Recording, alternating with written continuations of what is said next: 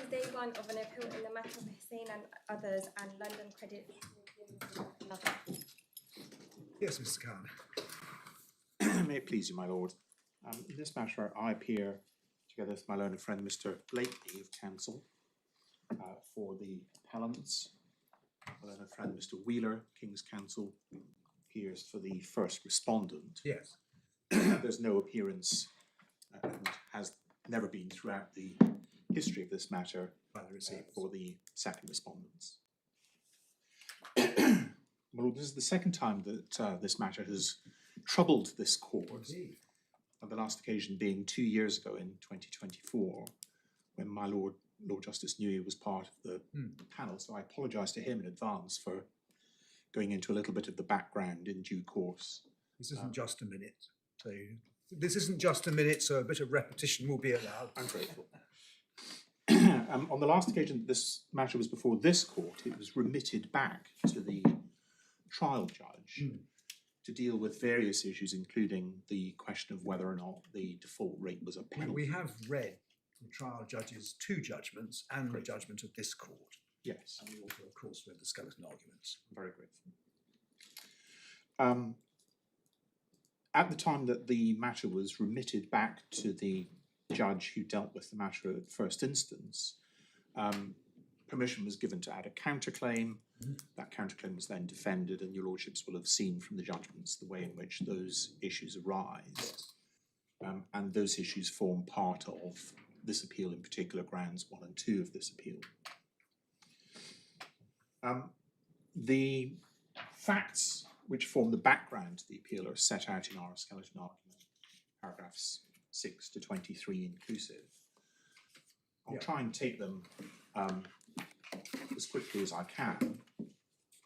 So in July of 2020, the first respondent, which was an unregulated lender, agreed to lend the sum of £1.881 million to the third appellant. The third appellant was a company which was owned and controlled by Ali Houssein and his wife, who's the first appellant. The loan was to be for a bridging finance for a period of just 12 months, and interest was to be charged at 1% per calendar month on the sum, which was then rolled up and added to the sum loaned at the outset. And the exit strategy at the end of the 12-month period was always intended to be that the loan would then be refinanced by more long-term and hopefully cheaper lending. The loan itself was secured firstly against 5 buy-to-let properties which were owned in various combinations by Mr. and Mrs. Houssein.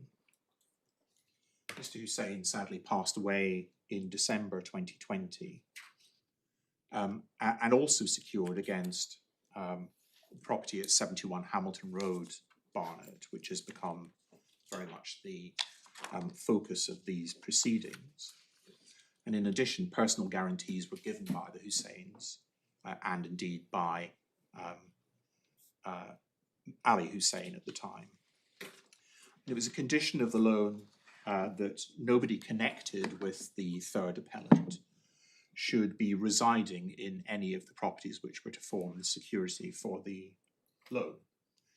But 71 Hamilton Road was and always had been the home of Mr. and Mrs. Houssein and their son, and they intended to continue to live there. Now, it was part of the first respondent's underwriting manual that inspections in relation to properties to ascertain whether or not they were being occupied should be carried out by asset managers. But for some reason in this case, that didn't happen. So the first respondent's business development manager, a Mr. Stylianides, organised an inspection of 71 Hamilton Road, and that took place on the 29th of July. That the judge found was a shadow. Yes, my lord.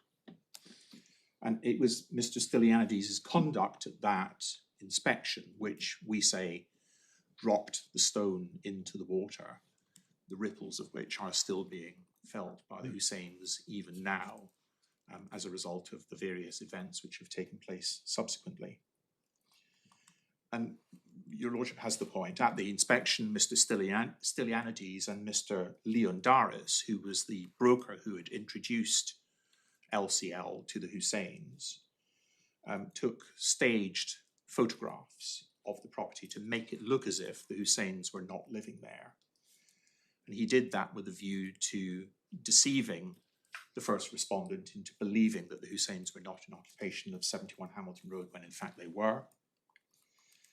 He was the agent of the first respondent, and the judge found at the first trial that therefore he was fixed with, the first respondent was fixed with his knowledge that in fact the Husseins were living at 71 Hamilton Road, despite the condition attached to the loan. The loan is then drawn down on the 7th of August of 2020, but within a few weeks afterwards, following a further inspection of the property undertaken by someone other than Mr. Stylianides, it was clear that the Husseins were indeed in occupation of Hamilton Road as their residence. And on the 8th of September 2020, so very shortly after the loan had been drawn down, LCL declared that, as far as they were concerned, the third appellant was in default as a result of the alleged breach of the non-occupation provisions. And they started to charge interest to the third appellant at the default rate of 4% per calendar month, compounded monthly. As an aside, interest was charged on at 4% per calendar month on the whole of the sum, which notionally formed the loan, even though that sum included the 1% rolled up interest. And there was some debate that you may have seen referred to in the judgments about whether or not, in fact, the actual interest rate being charged by way of default was 5% because it was 4% on top of the 1% or not. And the learned judge in his most recent judgment concluded that, in fact, LCL was not contractually entitled to do that. Then on the 3rd of November 2020, LCL demanded repayment of the total sum of a little over £1.818 million, together with default interest running until payment was made. They also appointed receivers, so they appointed receivers to exercise their powers over 71 Hamilton Road on the 27th of November 2020. And on the 11th of March 2021, they appointed receivers over the 5 buy-to-let properties at Downhills Road. Sorry, what was that date? The latter date, the 11th of March 2021, my lord.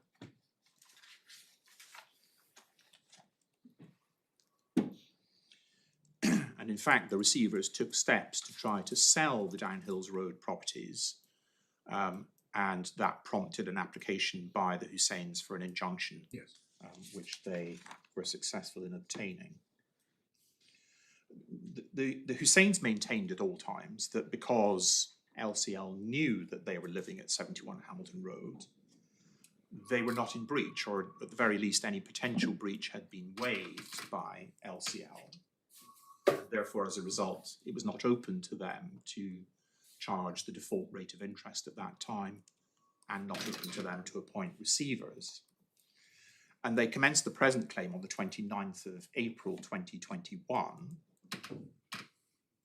But prior to the commencement of that claim, the appellants, seeing obviously that there was a dispute and seeing that there was a way in which they could seek to remove themselves from the situation,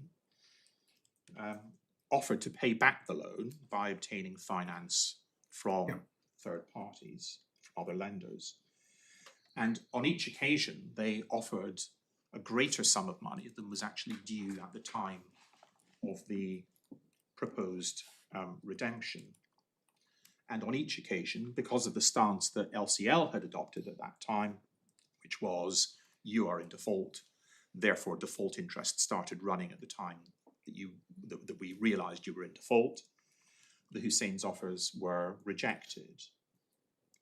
Indeed, LCL maintained right up to the first trial that it was they who had been misled by the Husseins, and that there was a breach of the non-occupation covenant. And Mr. Stylianides gave evidence at the first trial in which he denied any knowledge of their occupation of the property prior to the facility being granted. That evidence wasn't believed by the learned judge at first instance, and he determined that Mr. Stylianides had known that the Husseins were indeed in occupation and that he had staged the inspection. My Lords, we say that the principal question in this appeal is whether a borrower who seeks to redeem its loan by way of further refinancing and who offers to pay a sum which is more than is actually due under the loan at that time, and where that offer is rejected, we say culpably on the part of LCL due to the lender's insistence on something to which it knew or had knowledge that it was not entitled, whether the borrower in those circumstances should continue to have to pay interest for the period following the rejection of that offer.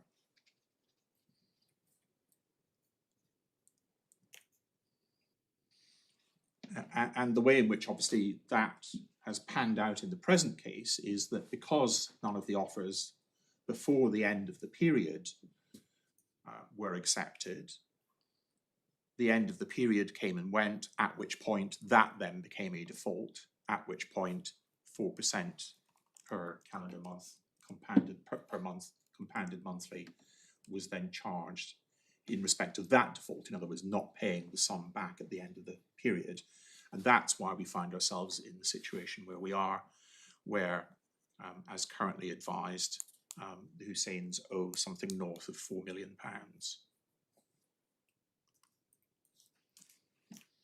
Now, at the start of the remitted trial, LCL sought to recharacterize these proceedings as no longer being about what happened in July 2020, but rather concerning the period following the contractual redemption date in August of 2021.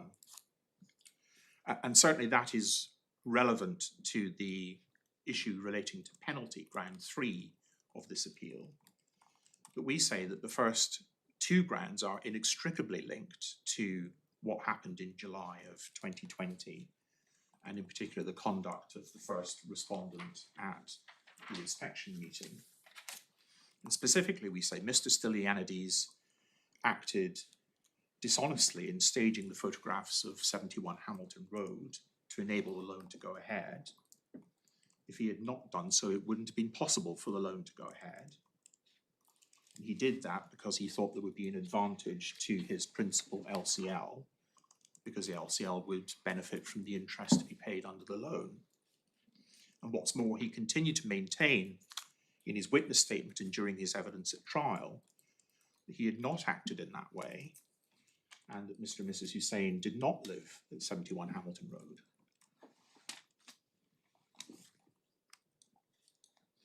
So he was dishonest, we say, when he took the photos.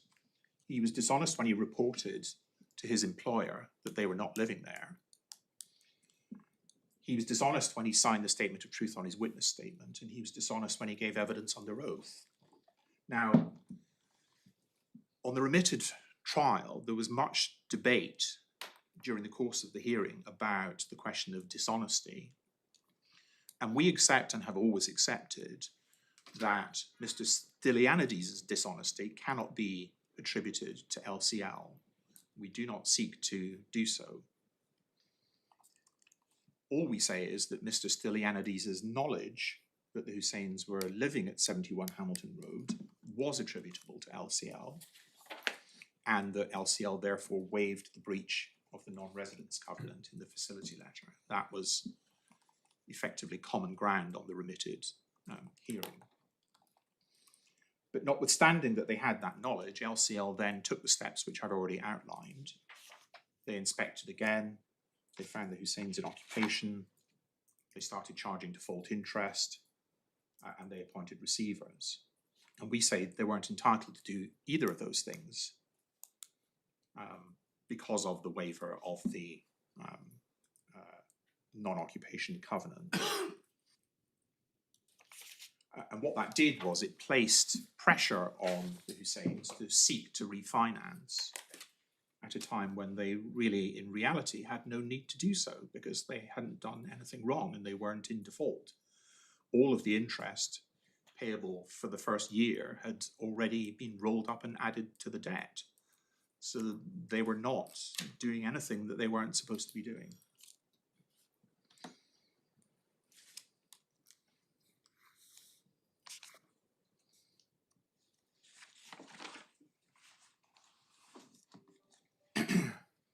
And what is crucial to ground 2 of our grounds of appeal are the offers which were made by the Husseins to pay off their debt, which I'll come to in a moment in more detail.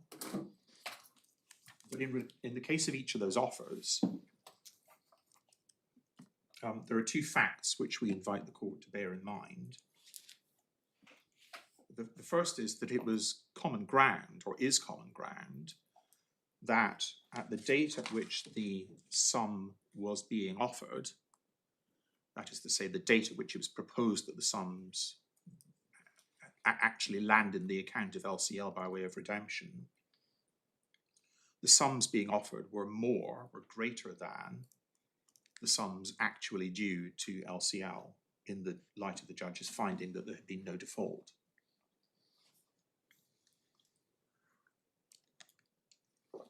And second, we say that in each case, the reason why the offers were not accepted was that LCL was claiming default interest at a time when it was not entitled to do so.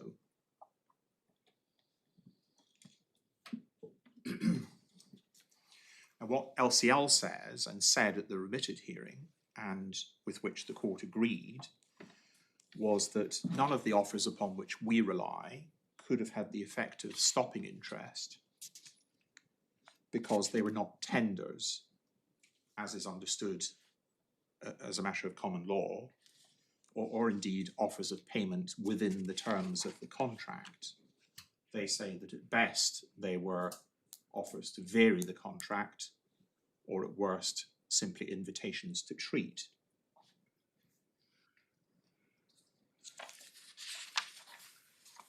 And I'll come back to those points in due course. Because the offers with which we are principally concerned, that is to say, those which we have singled out in our skeleton argument as those which were made back in March of 2021 and April of 2021, all predate the end of the 12-month period for which the loan was supposed to run. If it is the case that we are successful in persuading your lordships that interest should have stopped running, then your lordships will appreciate that the ground 3, the question of default interest, becomes irrelevant because there would simply be no interest. Or at the very least, we would say the interest which was payable ought not to include any default interest. Is there a halfway house on your argument that interest is suspended because of LCL's claim that there is an event of default consisting of the Husseins residing at 71 Hamilton Road, but when a fresh event of default takes place, i.e. the loan is not repaid on the repayment date, then default interest can be charged? In other words, do you say that interest stopped running forever or until there was a fresh event of default? I think our primary position is that it's forever. It is all or nothing. And I think the problem with the kind of halfway house argument is that our argument is that we would never have got to the position of default if they had done what we say they ought to have done, which was to accept the offers that we made back in March and April of 2021.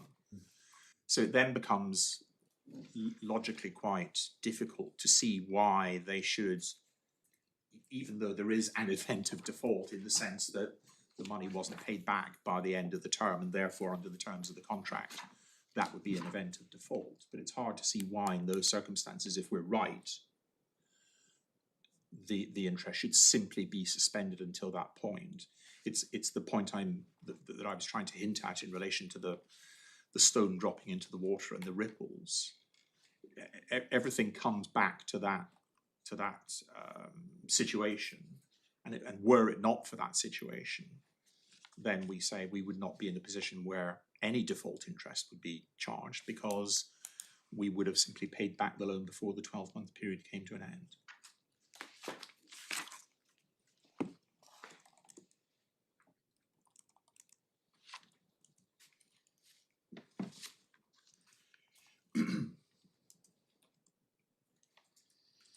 Well, we advance 3 grounds of appeal, and the first 2 relate to the offers, and the third relates to the issue of penalty. And having looked at it again and thought about it some more, it seems to my learned friend Mr. Blakely and I that in fact logically our ground 2 comes before our ground 1, in the sense that ground 2 is looking at the contractual position and whether or not these were tenders properly so called.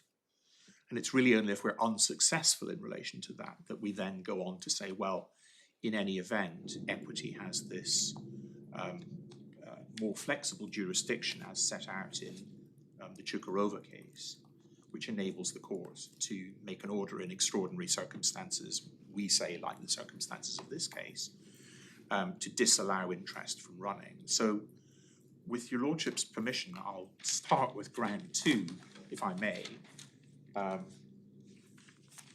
Ground 2 is concerned with whether the offers made amount to tenders or offers of payment in accordance with the terms of the facility.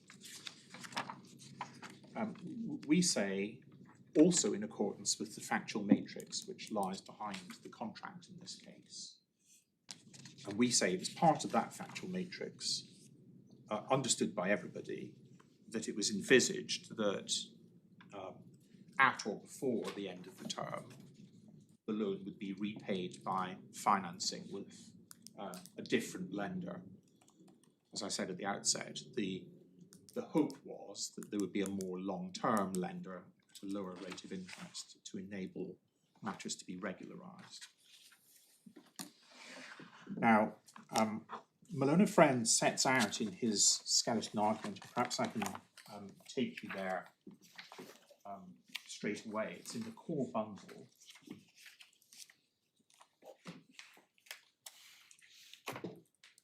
And it is at tab 4, starting at page 48. Mm-hmm.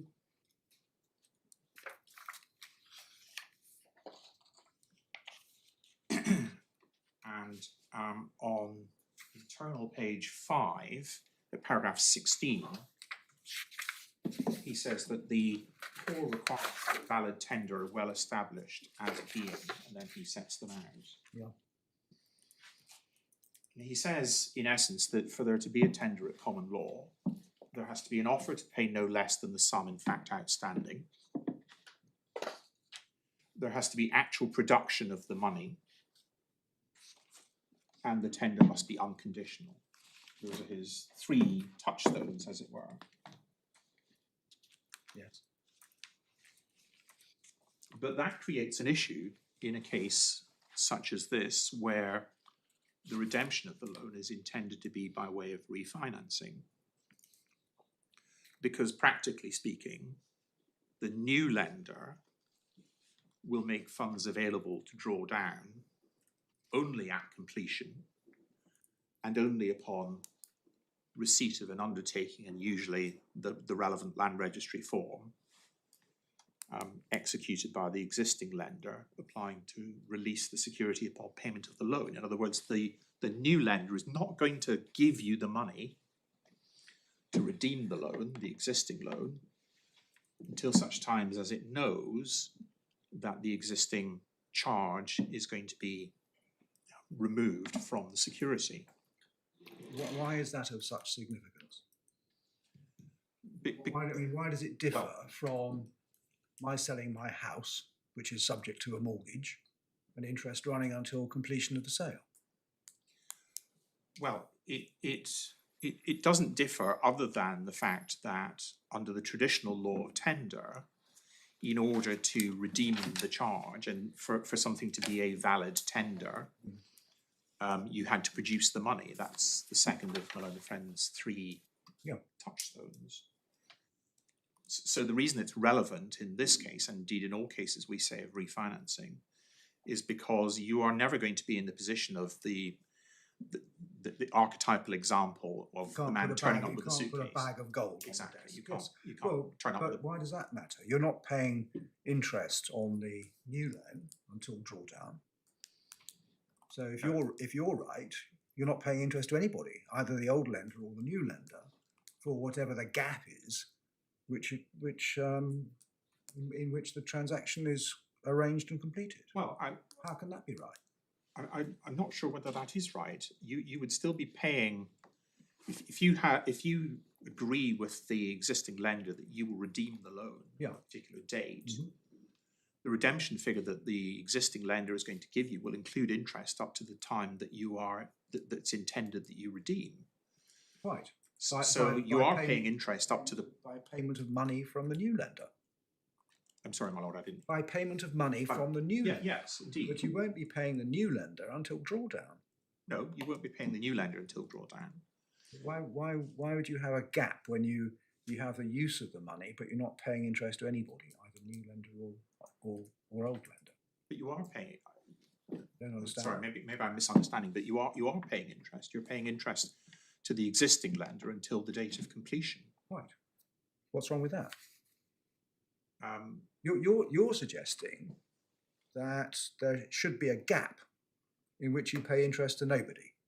I'm not sure I am suggesting that. Well, in that case, I don't quite understand why refinancing makes any difference. You're suggesting, as I understand it, that interest is suspended from the date of the offer. You offered to pay in April 2021, I think. Yes. And the offer was made in March. Yes. So between March 2021 and April 2021, I'm not liable to pay interest on the existing loan, and you won't be paying interest on the new loan until drawdown in April 2021. Yes. So there is a gap of about a month when you're not paying interest to anybody. Isn't that the logical consequence of your submission? Well, again, I'm not sure it is, in the sense that you are still going to be paying the interest for the period between March and April, assuming that you have that finance in place and are able to pay it. So when it's paid off in April, you are still going to be paying interest up to that date in April. You're not simply going to be saying, well, I'm only going to pay you up to the time that I offered. If in fact the mortgagee unreasonably refuses to accept that offer, then the question becomes at large as to the date from which interest should stop running. And on your lordship's analysis, there's an argument for saying, well, interest should not stop running until such times as the date upon which you said you were going to be able to provide us with the finance, and we rejected your offer. And from that date, you have the use of the money and don't have to pay anybody. Correct, because of the law of tender, because you have offered, in accordance with the law of tender, to pay back the sums, and the lender has said, I'm not prepared to take your money. But if they so the consequence for that, taken the money, you would borrow from elsewhere and incur interest in that lender. yes. So the consequence for the lender in refusing the tender is that interest stops running. And yes, at that point, you're not paying interest to anyone, but that's, we say, the risk you take if you, as the lender, don't accept an offer which you should have accepted as a matter of law.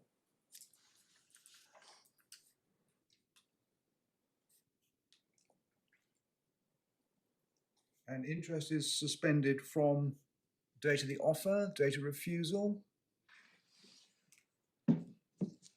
Well, my lord, it would be a matter for the court to determine the date from which interest would be suspended. I think we would argue that, consistent with what your lordship has just said, it would be suspended from the date at which it was envisaged that redemption was going to take place. So in our example of the offers in March, the offers were mid-April, I think was what's said in the correspondence. Yes. And so what we say is that from mid-April, we would not be obliged to pay any interest at all on the loan. I'm afraid that I have not picked that up from your skeleton argument.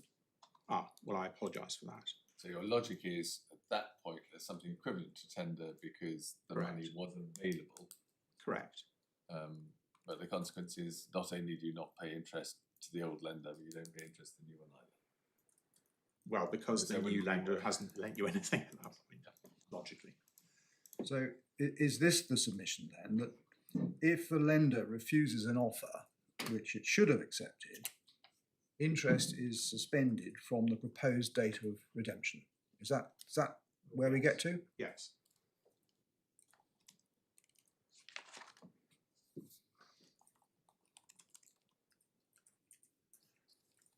My lords, under the traditional rules relating to tender, it's almost a unilateral process in a sense. You turn up with your suitcase full of cash and you say to the lender, here is your money back. And the lender is then put to their election. What we say is that in this more modern equivalent, there is an element of cooperation needed from the existing lender, and there is an element of a bilateral process. So the existing lender has to indicate what the sum is that is required to redeem.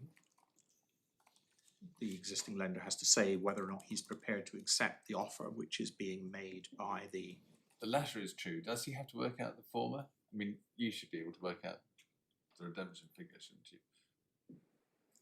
You should be able to, yes. I mean, it's customary, I think, in most cases for the existing, for the borrower's solicitors to ask the lender for a redemption figure, just so that presumably they can't then turn around and say, well, you've given us the wrong figure.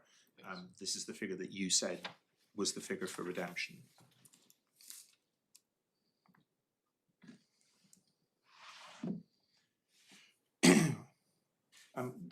We say that, in fact, my learned friend's skeleton at paragraph 16, if I can take you back to that, in fact reflects that practical reality of the modern position.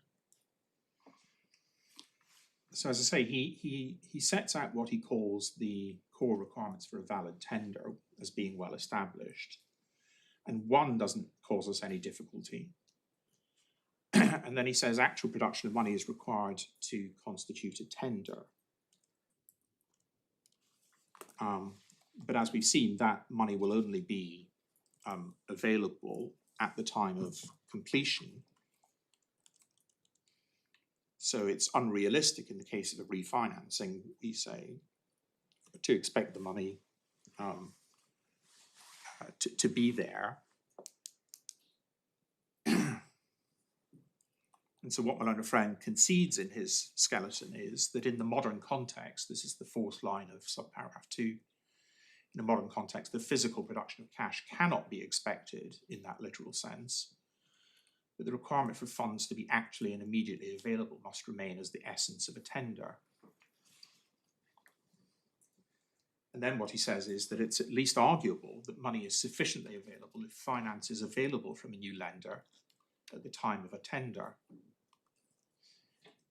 Even in that situation, although the debtor may not itself necessarily possess the required funds, it is then immediately available to be deployed in repayment of the debt. No suggestion that anything less will suffice.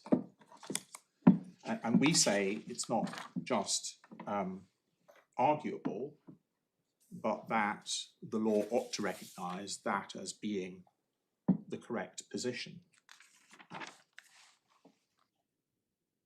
in the case of a refinance, because that is as close as the borrower is going to be able to get to handing over the money prior to completion. I'll come back to the Shearer case that is referred to in that paragraph in a moment, if I may. Sorry, I haven't quite got my head around this. Similar what? You are saying, are you, that the money should be treated as immediately available, even though the new lender will not release the funds until completion? Yes, my lord. And your lordship strays in. So just to think through the consequences of that, that means that the tender is the date when you make the offer, not the proposed date of redemption. Is that right? Well, I haven't quite understood how this fits with your formulation, which I think I wrote down a few moments ago, that interest is to be if you refuse the offer, refuse the tender, then interest is suspended from the proposed date of redemption. That is to say, when the new lender's funds are available, are in fact available. But I think in response to Mr. Wheeler's paragraph 16.2, you are saying that money is sufficiently available if you've got an offer of refinance. Yes. Is that right? Yes. If the borrower has an offer from a third party lender, from the new lender, then that is sufficient for the purposes, that's sufficient for the purposes of the tender. Because the new lender is not going to give you the money until completion, until it knows that the security is going to be released. The old lender can say, I'm not prepared to take this offer. We know that there's nothing that stops a lender from refusing an offer, refusing a tender, but then it suffers the consequences if it does so wrongly. So this is the closest, we say, that the borrower is going to be able to get to having the money in a suitcase. He's got an offer of the money from a lender who is prepared to lend in the event that the matter completes. Does the borrower have to have accepted the offer? Does the borrower have to accept the offer?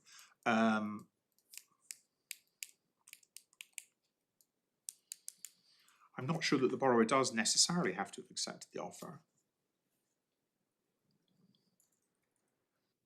provided that, in a sense, does it matter if what the borrower is saying is to his existing lender is, I have this finance which is available to me, and therefore I am offering to you that I'm going to repay your loan using this finance. It's implicit within that he either has or will accept the offer of the new lender.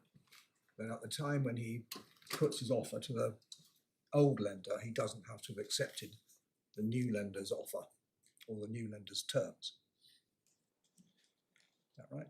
Well, he has to be able to satisfy the existing lender that money will be available to him. So if the only way of doing that is to accept the new lender's offer, then it may be that he does have to do that.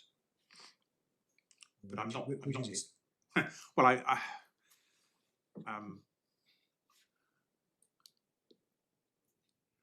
think my primary position would be that he doesn't have to, because it's implicit, as I've already said, that in paying off the existing loan, he would have to accept the offer. if the court is against me in that, then I can certainly see the force in saying that it's a requirement that he accepts that offer. I think on the facts of this case,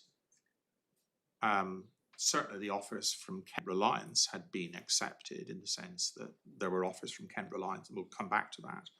There were offers from Kent Reliance upon which we were seeking to base the 1.2 million element of the offers that was made. Can I put it slightly differently? Does the prospective new lender have to be bound to lend?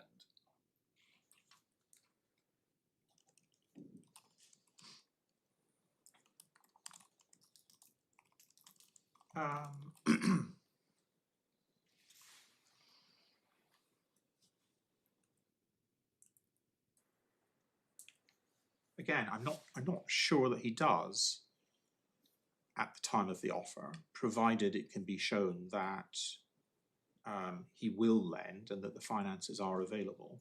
And how can you show that he will lend if he isn't obliged to lend?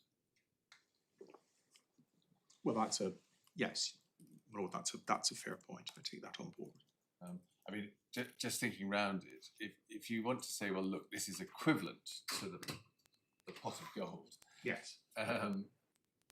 You'd think it's got to be either a combination of cash and something irrevocable in terms of future funding, or simply irrevocable future funding. Yes. But that sort of implies that the new lender has to be on the hook.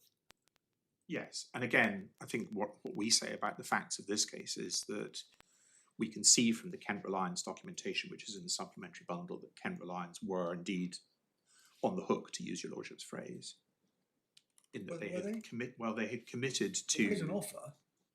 Yes. Well, why is that a commitment? I mean, there are all sorts of bits in the Kent Reliance documentation which give them the right to withdraw in certain circumstances. So they weren't unconditionally committed. Yes, but had the offer been accepted, Well, that's the point. It hadn't been.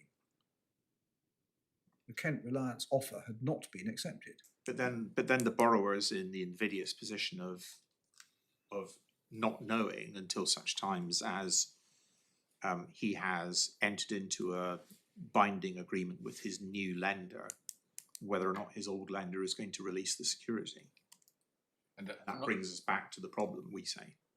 I'm not sure who this would help, but supposing that I haven't looked carefully at the Kent Reliance documentation. Supposing that the Kent Reliance documentation had been accepted, would Kent Reliance actually have been bound? Or are there let-outs?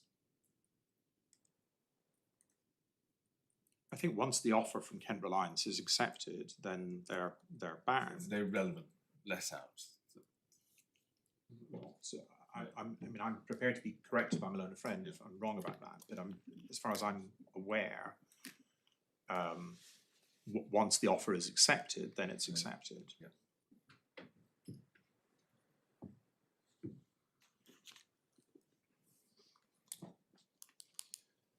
And then we're all coming on to the third touchstone. The tender must be unconditional. What my learned friend says in his skeleton about that is that it is legitimate to impose a condition that the tender is subject to the simultaneous release of security, and that again comes from Shearer. and what we say is that modification of the third condition, that the provision of money can be conditional on the release of the previous charge, reinforces the modification of the second principle that money should be immediately available. Because if one accepts that there can be a valid tender where the payment of money will not happen until the release of the security, then it must be the case that the monies are not immediately available in the traditional sense of money in a suitcase. The monies are available, but they're not paid out until completion and discharge of the existing charge. And as my learned friend recognises in his skeleton argument, this modification in the approach to the law of tender, and the case of refinancing is reflected in the judgment of Mr. Alexander, Queen's Counsel, Shearer and Spring Capital, which is at tab 8 of the authorities bundle.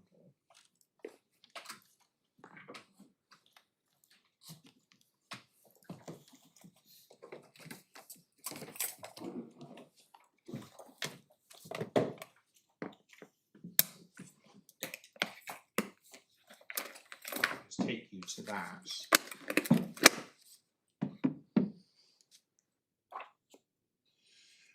I should say straight away that this is a case, obviously it's a case at first instance, but it's also a case on an application for summary judgment. And As Mr. Alexander rightly points out, reading this judgment, you do not lose the will to live. right. In that case, the two borrowers sought declarations. That the irony of this case was that the two borrowers were actually in the business of Loan sharks. short-term lending, and then the tables were somewhat turned on them, as it turned out. But they sought declarations concerning the validity of the tenders that they had made. And if I can take you straight away to paragraph 123.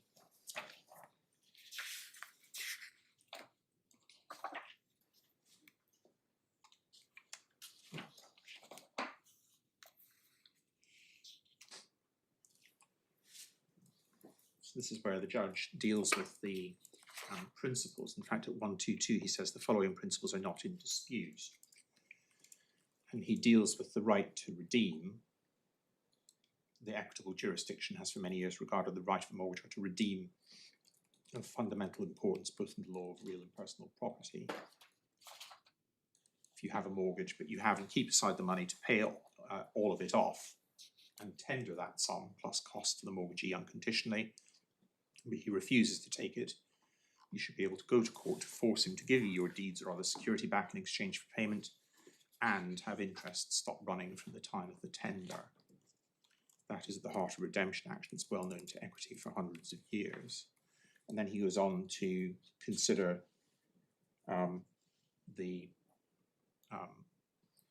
what's required for a valid tender. And at 124, he talks about money being set aside. Can I then run forward to paragraph 131, or perhaps paragraph 130? The issues as regards validity of the tender in this case are threefold: whether enough was offered, whether the money was made available and kept aside for payment, and whether conditions were wrongly imposed. So those correspond with the three touchstones that we've already looked at. And paragraph 131, he says that the principle is that the mortgagee must offer to pay no less than the sum which is in fact outstanding at the date of the tender. That is, he says, clear beyond argument. And then skipping forward to paragraph 139 and 140.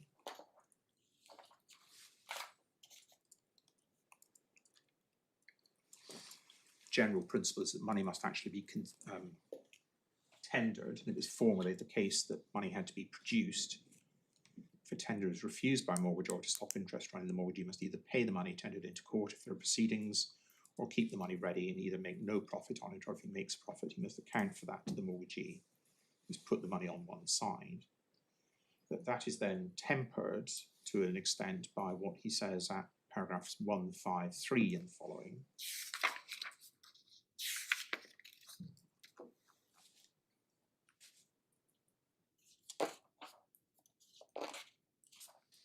You know, 153, in fact, it may be helpful to look back at paragraphs 150 and 151 and 52, because he's there talking about the judgment of Mr. Justice Dankworth's in Barrett and Gough Thomas.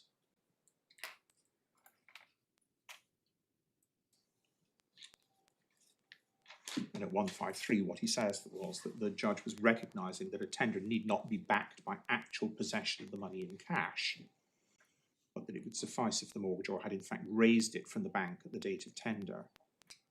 In that case, at the relevant date, that had not been done, so there was no good tender even if raising the money would have sufficed.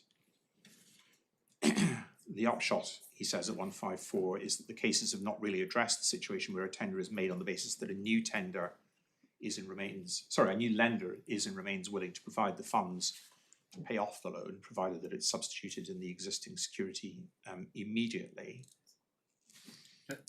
Just before you move on, Yes. going back to 139, Yes. I assume the law is correctly stated in 139. Let me just go back. Yes. So if you're trying to pay off your loan, you can't make a profit on the money you're setting aside. Yes. So if, say, you do indeed have the cash and you put it into an interest-bearing account, you have to hand over the interest Yes. that you earn on it. Yes. That's my understanding, certainly. Yeah. I mean, in a sort of way, you're trying to do better than that, because here, if you were indeed to borrow the money to refinance, you would have to pay interest on it. Yes. Here, you're trying to be treated as if you had the money, but without paying what you would have to pay to get the money.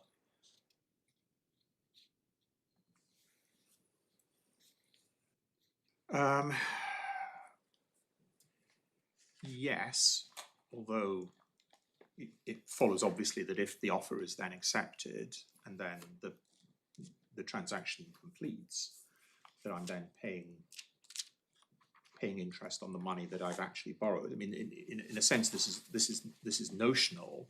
Yes. By definition, because we don't actually have the benefit of the new lender's money until such times as the whole thing completes, at which point we are paying interest on that. So we're not in those circumstances trying to get something for nothing in my submission. You are trying to do better than would be the case if you actually had the money in your hands, because if you had the money in your hands, you couldn't do anything with it to earn anything. And if you had to borrow money to put the money into an interest-bearing account, then... Well, this is part of the problem in a sense, in that I can well see that if we were to borrow the money from the new lender, and at that point it is then refused, then what happens? But the reality, of course, is that that's never going to happen, No. because the new lender is not going to agree to hand over the money or allow drawdown until such times as it knows that the offer is being accepted and that the security will be released. So whilst I take on board your lordship's point entirely, it's something that simply wouldn't happen in the circumstances of refinancing, which is really what the learned judge in the Shearer case is driving at. He's trying to work out principles, as it were, from the point of view of refinancing rather than the traditional principles. I still haven't quite understood why refinancing makes all the difference. Why it differs from an ordinary house sale, in which the mortgage is going to be redeemed on completion of the sale. Why does it? What's the difference? In an ordinary conveyancing house sale, the buyer, no doubt, will have also raised money on mortgage, and the buyer's mortgagee will not release the money to the buyer unless it knows that the mortgage of which the seller has is going to be released, and it all happens simultaneously on completion. Yes, and that's What's so different about a refinancing? well, because it makes a difference to the law of tender, and specifically in relation to the remedy which we are seeking, which is that the court should determine that no further interest should be payable on the loan. So in your lordship's situation, where you have your standard conveyance of a house, your lordship is quite right. That's exactly what happens. They're not prepared to release the funds until such times as the matter completes. But everyone is in that scenario agreed that completion is going to take place on a particular date. Here we have a situation. It's contractually bound to. I'm sorry, my lord. It's contractually bound to. Yes, indeed. Whereas what the law says is that the lender is not bound to accept a tender. The lender is not bound to accept a tender, but if it fails to accept a tender when it ought to have done, then equity says the lender should not have any further interest in relation to that. So it would be open to me to go to my new lender and say, can you lend me some funds? I want to pay off this mortgage. And the new lender, it seems to me, is entitled to say, well, I'm not going to let you actually have the money until such times as I know whether or not your old lender is going to actually complete and remove its security. And that places the borrower in a difficulty in terms of tender, in terms of the law of tender, if in fact the position is you have got to come up with the money before such times as that will be seen as a tender, because it would be open to the existing lender to say, no, I'm not interested. I'm not going to take that money. Right.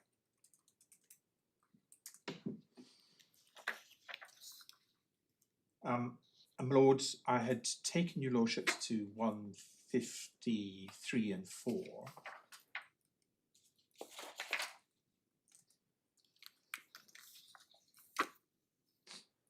And can I just draw your lordship's attention to paragraph 159?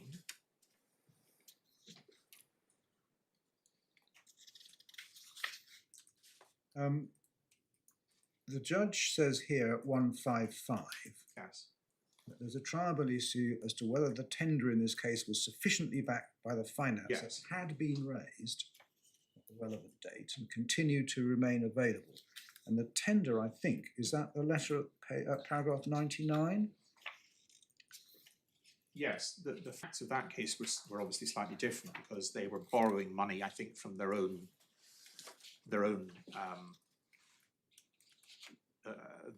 organisations or Yes. organisations which were linked to the borrowers. So the tender letter, So- in respect to which there was a triable issue, was Edwin Coe saying, we hold the sum of Yes, three. yes. So We've got the money. So in fact, they had the money in that case. Yes, indeed. Right. I was going to take your lordships briefly to 159.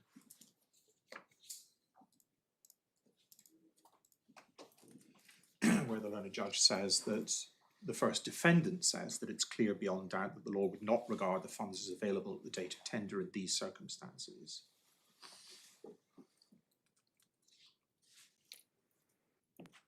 I do not agree that it's so clear and consider that there's a tribal issue on the point. The question is in any event not wholly separable from the next one, conditionality. That's because if it's permissible to impose a condition of simultaneous exchange of release and or the money would have been and always remained available, albeit only upon such exchange, it could be said that the money was and always was available for the specific purpose of satisfying the debt, both toujours and encore.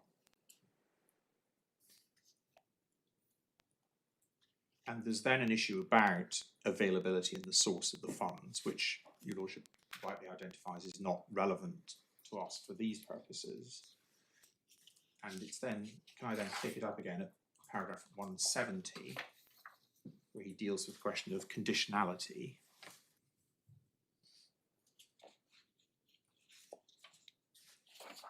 The textbooks say it's prima facie clear that a valid tender must be unconditional, but maybe under protest.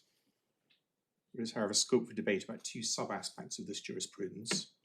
They relate to the impact and validity of a tender, of the imposition by the mortgagor of a condition regarding the form of releases of security, the condition that release of the security may be simultaneous with payment of the outstanding sum.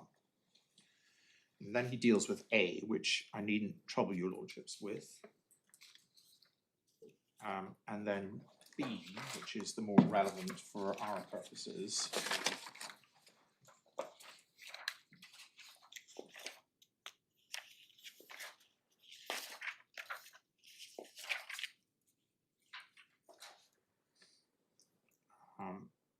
Starts at paragraph 208.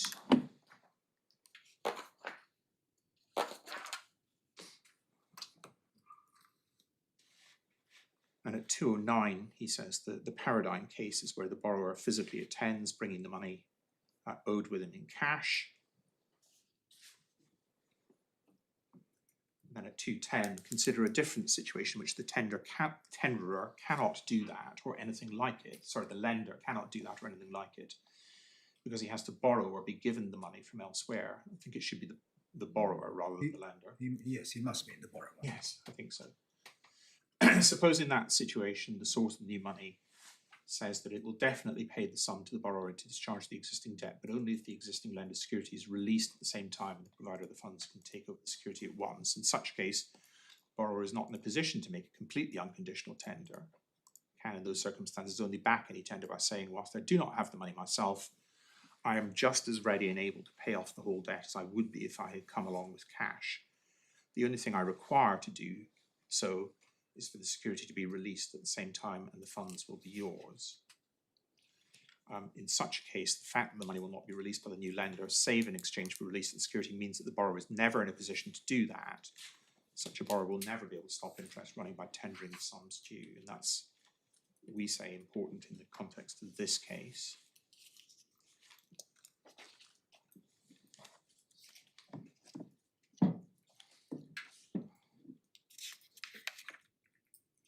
And then at 217, he refers to Graham and Seal.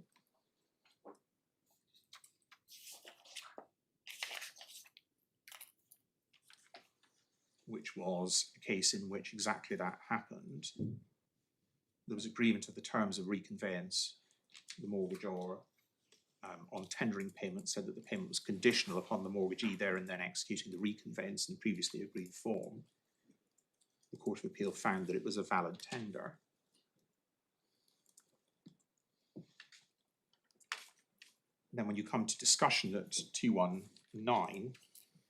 Sorry, what were the facts of Graham and Seal? It says the mortgagor came to tender payment. How did he do that? He came, I think, with cash in that case. Yes.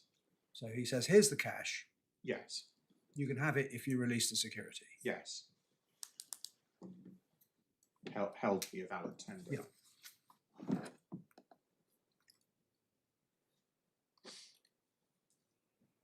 And then at 219, the learned judge says that there are two separate strands to this point. The first is whether a mortgagor can validly make a tender subject to a condition of simultaneous release of security. The answer to that seems to be plainly yes, in the light of Graham and Seal.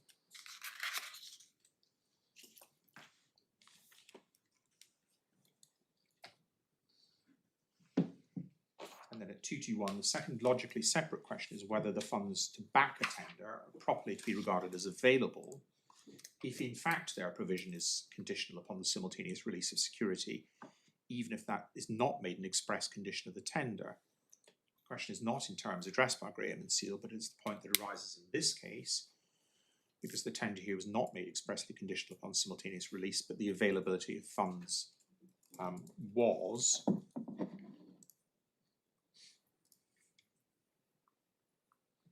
And then at 225,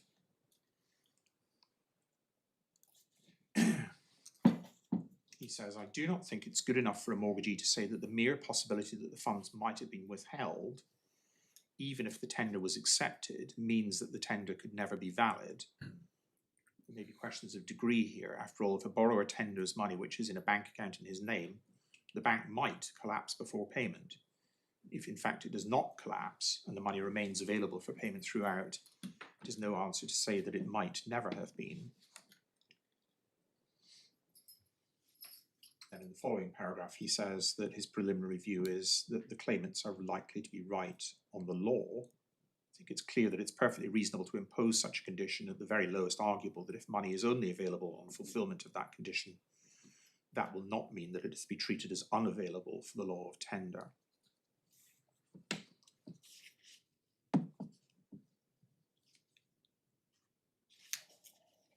And then I would just invite your lordships to read down to paragraph 229. And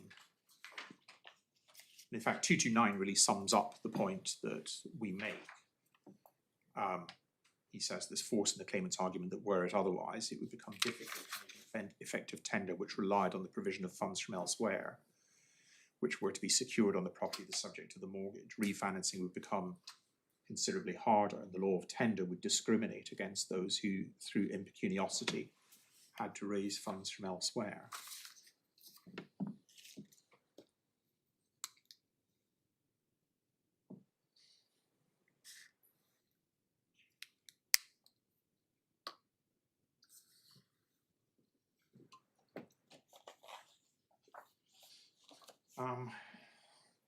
And then just before I leave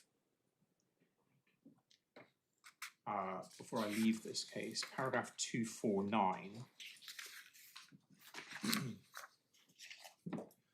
the learned judge asks, where does that leave this case overall? The authorities on the microstructure of this area of law have eschewed general principles, preferring to proceed somewhat piecemeal on their facts, which, as noted, makes drawing sharp distinctions harder. It's right now to step back from and look at a bigger picture to see whether there is justice in the approach I'm taking in leaving the matter to be decided by others. Then he says that he would suggest that if a high-level principle of this sub-branch of equity counter should be formulated, which is more or less consistent with the authorities, it is perhaps this at 251. If a mortgagor tenders the whole sum owed, to which he actually has immediate access, keeps that money set aside and available for payment to the mortgagee, but says it will only be paid, or if he does not say so, it will in fact only be paid, if the mortgagee does something which a mortgagee can ordinarily and reasonably be expected to do in the context of redemption, namely, release the security simultaneously with payment, the tender is valid. Whether the court would nevertheless consider it right to exercise the jurisdiction to curtail interest then depends on general equitable principles. And then he contrasts that with the mortgagor making a payment conditional upon the mortgagee doing something which the mortgagee cannot ordinarily or reasonably be expected to do in such a context, such as obtaining signatures from absent people, dealing with documents at once, then it would be invalid. And then he says on the facts there's a respectable argument that it was valid in that case. And Lords, we submit that that is the correct approach.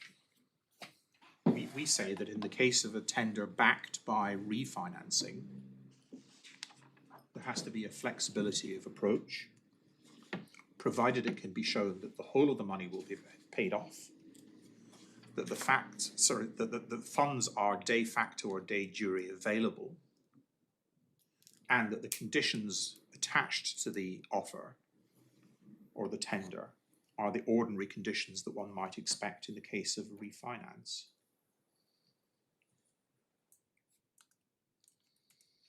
And my lords, that then brings in the other point which the judge relied upon in the remitted judgment, which relates to clause 9 of the facility agreement. Clause 9 of the facility agreement is set out in our skeleton argument, just so by way of a reminder at paragraph 8 of our skeleton argument, on page 3 internally. And it sets out the manner in which any redemption or partial redemption has to take place. And great store was placed both by my learned friend and ultimately by the learned judge in the use of the words immediately available funds. What LCL said was that the funds being offered by the Husseins were not immediately available funds because they were not held by the Husseins ready to hand over. Now, Lords, the authorities on issues of construction are well known, and we've not included them for that reason in the authorities bundle. What we say is that the court must consider objectively what the parties meant by those words, by reference to the words used in the context of the whole of the document and in the context of the factual matrix which lies behind the contract. And here it was envisaged. If I may say so, I think that the judge seems to have understood your submission, and I certainly understood it from the skeleton argument, to be that from the date of the offer, interest was suspended. But your submission this morning differs, I think, from the case that the judge thought he was considering, and indeed the case I understood you to be advancing. Your submission now is that interest is suspended from the proposed date of redemption, by which time, or at which time, the funds would be immediately available. Yes. So this argument doesn't, in the light of your modified submission, doesn't seem to go anywhere, does it? Well, my lord, I'm not sure it does. I'm not sure it does. And I was about to make exactly that point, which is that by the time the fund, the clause 9 is concerned, obviously, with the actual payment of Yes. funds. And by the time the funds are going to be actually paid, then they will be immediately available funds. Yes, indeed. So It's because you, as I think, and correct me if I'm wrong, you were advancing a different submission about when interest stops from the submission that you made before the judge. And Well- indeed, I think, the submission you made in your skeleton argument. well, my lord, I'll give that some thought. Yeah. But my lord, I agree with your lordship on this point, which is that if that's right, then clause 9 has a far lesser significance.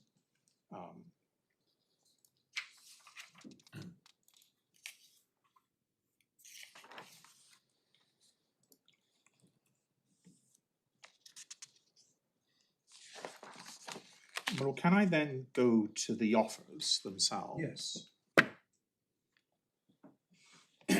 And they're referred to in our skeleton at paragraph Yeah. 18. They're in the supplemental bundle. They're in the supplemental bundle.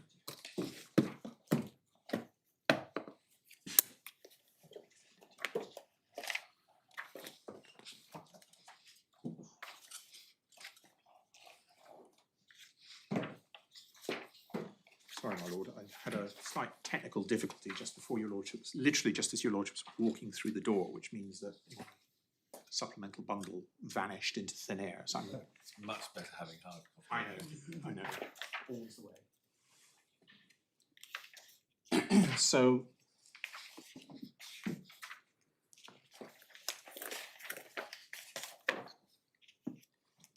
That's on at page well, 226. first one's at page 226. I'm grateful. Thank you.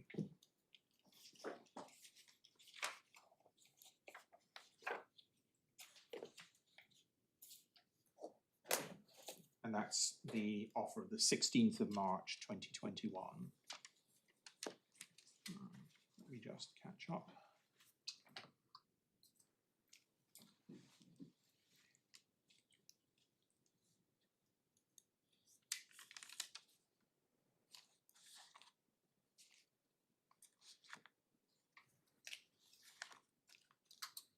Sorry, forgive me.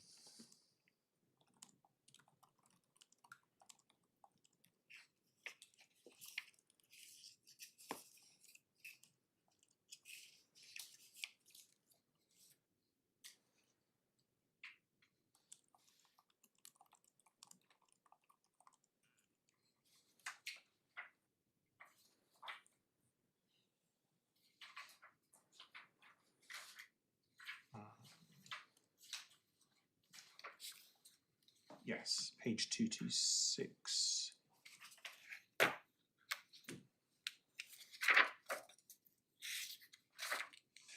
Yes, so this is a letter from those instructing me, and they are offering 1.2 million by the middle of August 2021, a further 650,000 again. Leaving aside the By fact the that it's middle of- April, not August, but what does the middle mean? Oh, sorry, April, yes. What does the, What does the middle of April mean? well, I think in argument below, we took it to mean the 15th of April on the basis that April has 30 days and therefore the middle of April literally is the 15th of April. Certainly so far as my learned friend was concerned, it was conceded that this was an offer which was capable of acceptance. That appears in paragraph 68 of the learned judge's remitted judgment. So that suggests that everyone understood what was meant by mid-April in that sense. Can I just ask you about the figures? Yes, of course. What's being offered is a total of 1.85 million. Correct, my lord. The facility was for 1.88 million. Why is there the discrepancy between what is offered and what appears to be met? Yes, because the 275,000 had been rolled up as interest, and it was accepted on both sides that had the loan been redeemed prior to the end of the term, credit would be given for that part of that interest, which represented the period following the redemption, as it were. Right. So the, So the figure was going- 1.85 million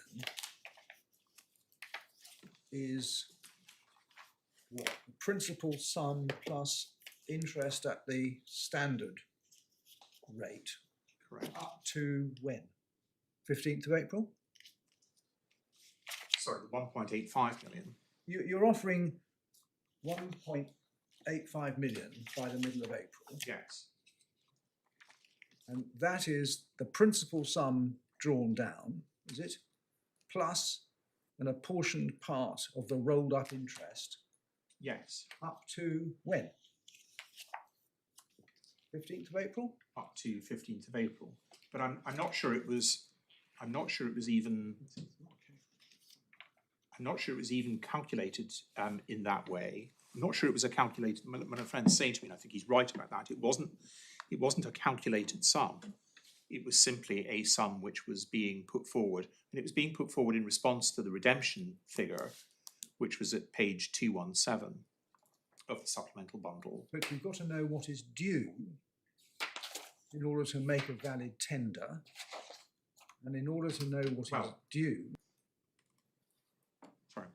you need to calculate what was principal and what is outstanding interest, and up to when the interest will run. And if this is not a calculated figure, how can you know that it's more than is due? Well, we know that. Your assertion. It's common ground, and we know that now because we know that default interest was not payable, and we know. I'm sorry, I don't understand this. You're offering 1.85 million. Yes. The amount of the facility, see page 447 of the supplementary bundle, is 1.881 million. So you are offering less than the amount of the facility. Yes. That much seems clear.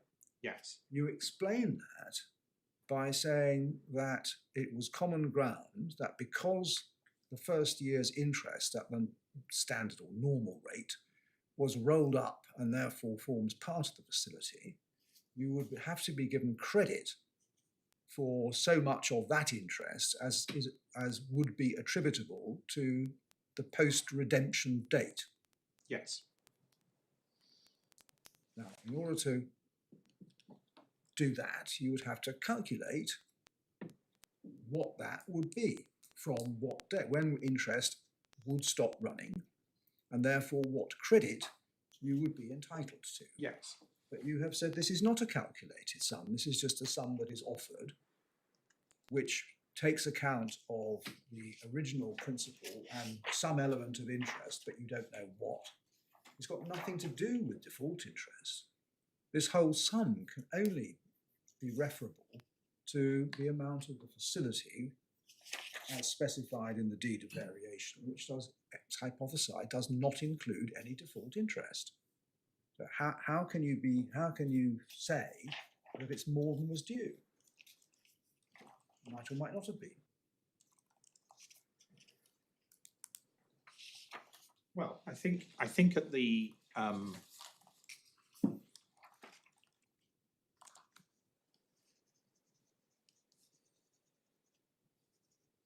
can I just converse briefly with my view?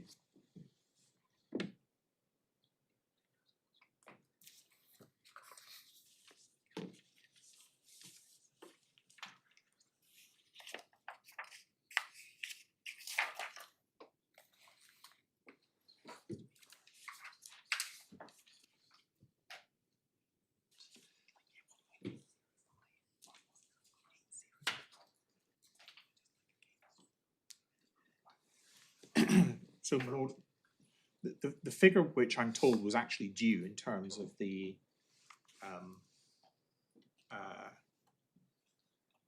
rolled up interest being removed from the equation was 1.805. And my understanding, 1.805. yes, my understanding is that what those Sorry to interrupt, but is that the figure that's due as at the 15th of April? that's my understanding. Do we have some evidence about that or a finding about that? I'm not sure there's a specific finding about that, but I can check that or get my learner junior to check that. Well, is there, even if there's not a finding, is there some evidence about that? Yes. There is? Let me, I'm not sure there was.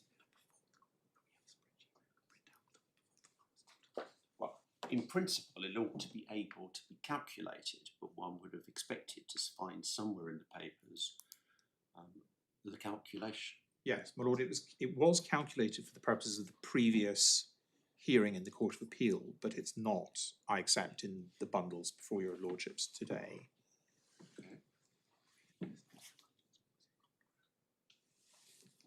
And So- Lord, so the my understanding is that it's common ground, and that's why it's not. So the submission is that 1.805 was due, Correct. including in rolled up interest up to some date in April, and you offered 1.850, so you're offering 45,000 more in that calculated sum. Correct.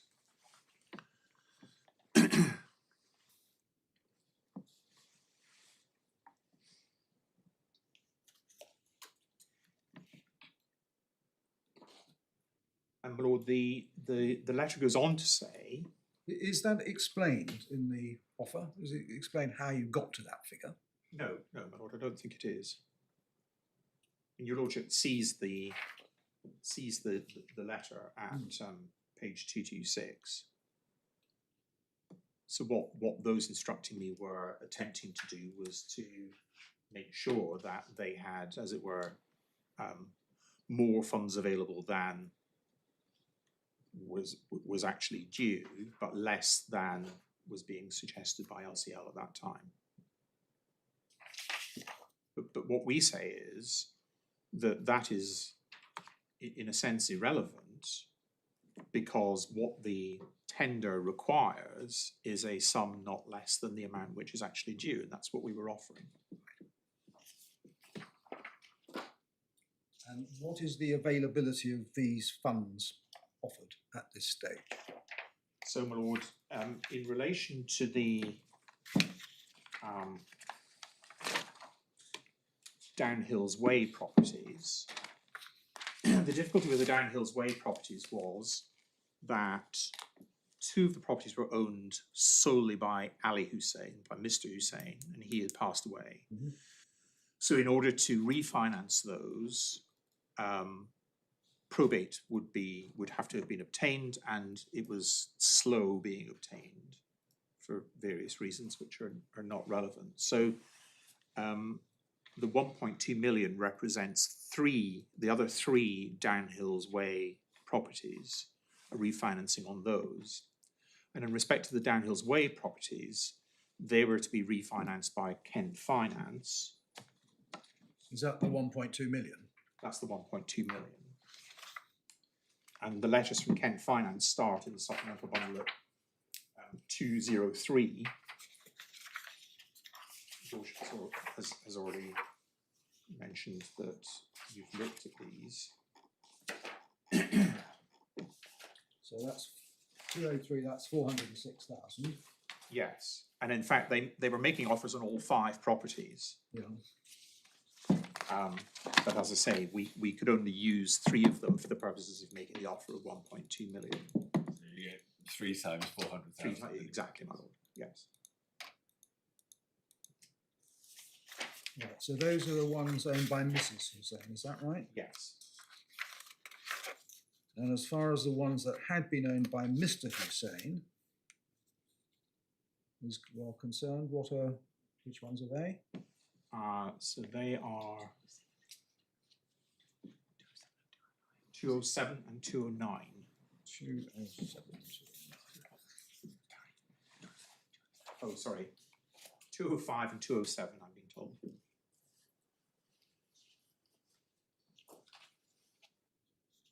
It may not matter, but the figures in the three counter-reliance documents, 406, 412, Yes, they do vary. and so on. Yes. The other one is slightly more again. Yes. So that would seem to add up to a little more than 1 point. Yes, my lord. That's right. So yes, what those instructing people were trying to do was to come to a figure which they were confident was greater than the sum which was on their case, because of course at this point we hadn't had the first judgment, but that they were confident was greater than the amount which was actually due on their case. So in any view, the three from Kent Reliance loans would cover the 1.2 million. And on any view, they wouldn't cover the totality of 1.85 million. Correct, not without. You needed the extra. You would have needed the two properties. We could have done it with the 5 Downhills Way properties, ironically. But not at this But point. not at this point. But Exactly. is this right then, that you had offers from Kent in relation to the 1.2, but you had no offers from anybody in relation to the 650, and you couldn't deal with those anyway until probate had been granted. Is that right? No, but we could deal with the Downhills Way properties. There was no difficulty with the other 3 that were in the name of Mrs. Houssein. What about the ones that had been owned by Mr. Houssein? Those are the ones which were subject to the difficulty in relation to probate. Is that the 650? No, my lord. The 650 was, I'll take you to that. It's at page 241 in the same bundle. 241.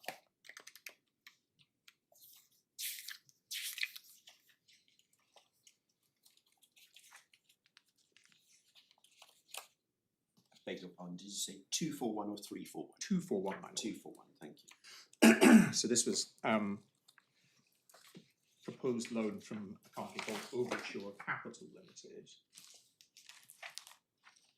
You'll see that this was to be secured against, this is at page 242, next to box 13, property at 167 Hornsey Road and 71 Hamilton Road. And that's where the 650,000 was to come from. Yeah. Out of the gross loan amount of 758. Indeed, my lord, because again, that's the gross loan amount. So this was another situation where they would have taken the interest for the term, which was 6 months in this case, and simply applied it directly.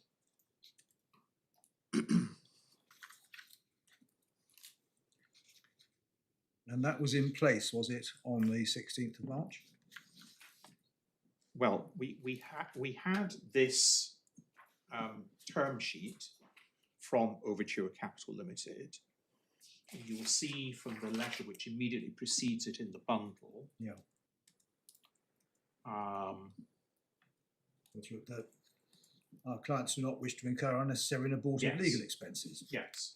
So what they were saying was, or what those instructing me were saying was, we have this offer in place.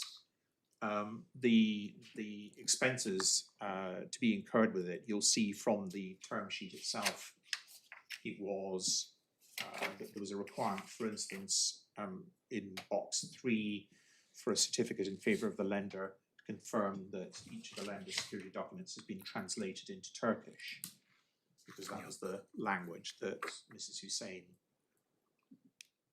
was most conversant in. So what those instructing me were saying, we say, is these funds are available.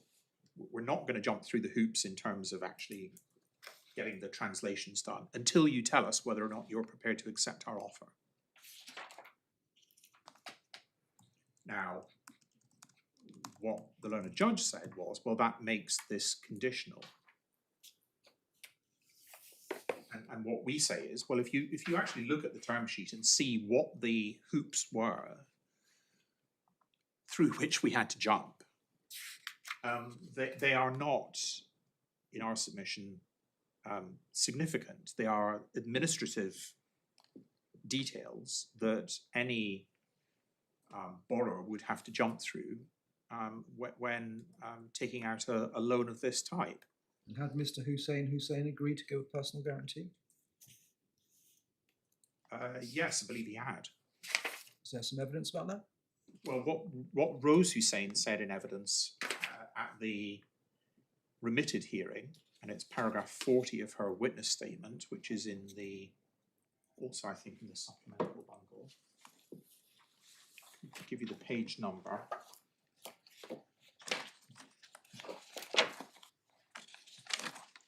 403. 403, I'm grateful to Madame. 403.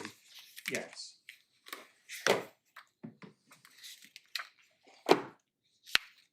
She says that the offers were capable of completion. Sorry, where are we? I think it's let me just.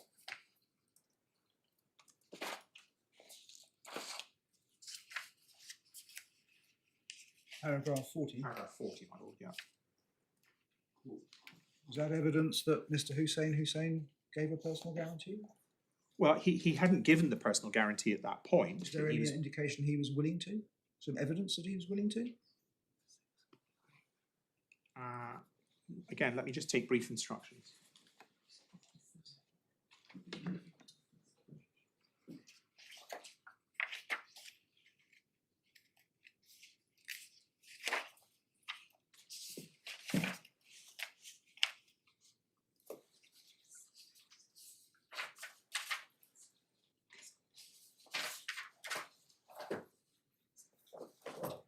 No, my lord, there's no evidence of that.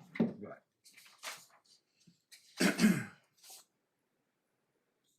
But we rely on the fact that Rose Houssein, who's Hussein's sister, gave evidence that the offers would be able to be completed.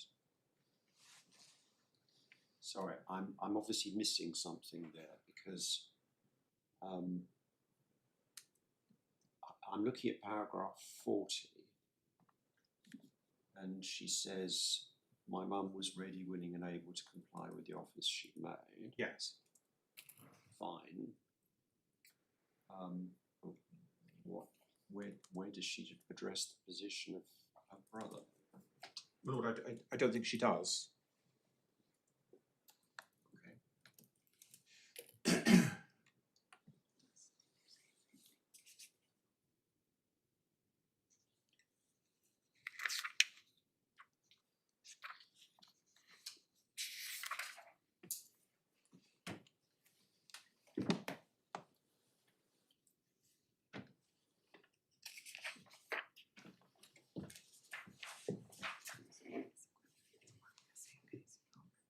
Well, my lord, I say I don't think she does. She doesn't mention Hussein specifically. It is right to say, but again, we do rely upon her saying that all the offers made by my mum to LCL were genuine and were capable of acceptance by LCL. So again, it's implicit in that any conditions which were attached to the offers that were being made by third-party lenders would have been complied with. But Mrs. Houssein would not have been in a position to compel her son to give a personal guarantee, would she? She wouldn't, but my lord, no, she wouldn't have been able to compel him. Your lordship's quite right. But my lord, this was a family, close-knit family, where they were seeking, obviously, to try and get themselves out of the situation that they found themselves in. Just one thing showing I probably haven't got a sufficient grasp of the facts. The security properties were not just 71 Hamilton Road, Correct. 167 Hornsey Road. Yes. Who owned 167 Hornsey Road? Again, can I take brief instructions? Sorry, my lord. Yeah, the third appellant, the company. Yes, that's That property.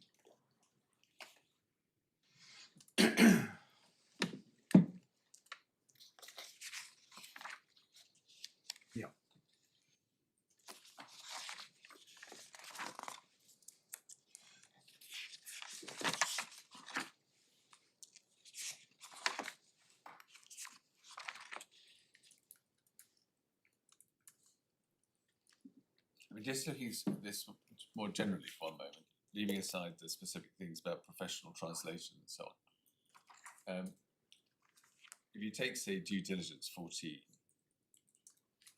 I mean, in a sense, as you say, those are things that would routinely follow Yes.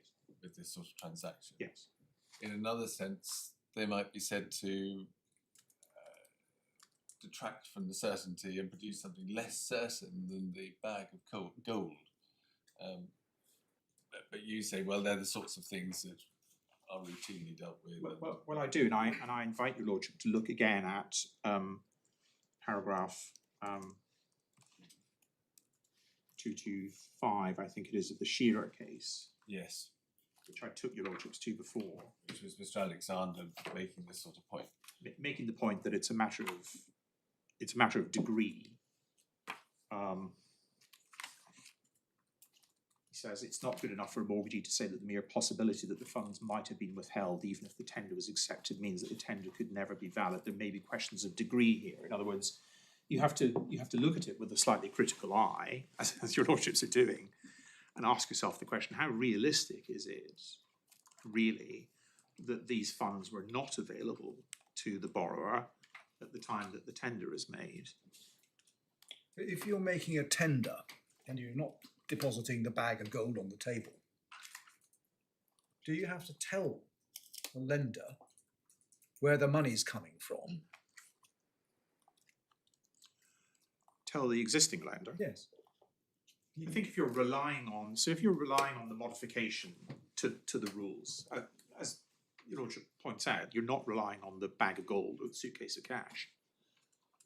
If what you're saying is, I can get these funds, then in my respectful submission, yes, you would have to say to the or it would be reasonable to assume that you would say to the existing lender, this is where the funds are coming from. Well, you see, if I'm looking at the letter of the 16th of March, the 4 points in the offer don't explain where the money's coming from. The letter goes on to say, please confirm the above is agreed, and I will arrange for my client. So what Mr. Amin is saying is, we haven't accepted the offer. I will get my client to accept the offer. There's no details of what the offer is or when it's going to materialise, where the money's coming from. Well, But you say that none of that needs to be told to the lender Well, in order for this to be come out to a. first of all, we know that they already had the correspondence with Kent Reliance because that had been sent to them earlier. Earlier, indeed, I think, than this letter of the 16th of March. So right, The so only thing that they didn't have was the term sheet from right. which they then were sent. So as to Kent Reliance, is that 214? We write to inform you that this is the same as procured Office of Finance in respect Yes. of the let properties we attach copies. Yes.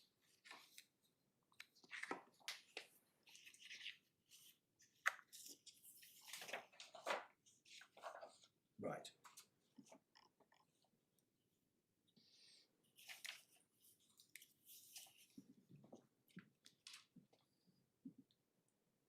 And as to overture, it's 239.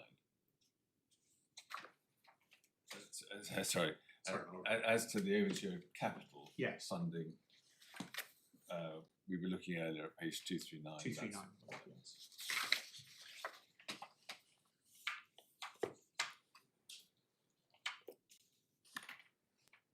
Yes. Yeah.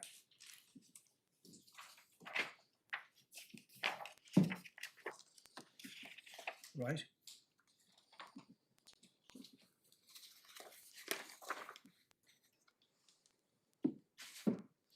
So, my lord, there are really two issues relating to this. The first is whether or not the period between the offer and the date of redemption, the proposed date of redemption, was sufficiently great that it meant that funds were not immediately available.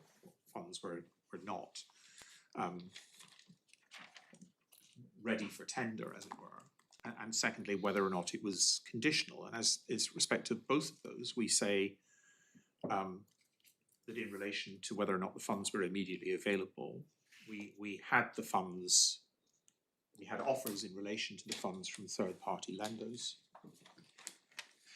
As your lordship points out, the offers had not been accepted, but the offers were not going to be accepted until such times as we knew whether or not the offer that we were making was going to be accepted by LCL. And in respect to the conditionality, again, I say they weren't really conditional. There were hoops, administrative hoops that needed to be jumped through, but nothing that would suggest that these loans would not be able to proceed. And indeed, your lordships will appreciate that 1.2 was ultimately paid in May of 2021, and that there came a time subsequently in, albeit not until 2023, when those instructing me were offering the 640 odd thousand it was by that stage as funds within their client account, the refinancing having taken place on those two properties. So in a sense, the proof of the pudding was in the eating, that those funds ultimately were available. Indeed, the 1.2 million was paid over eventually.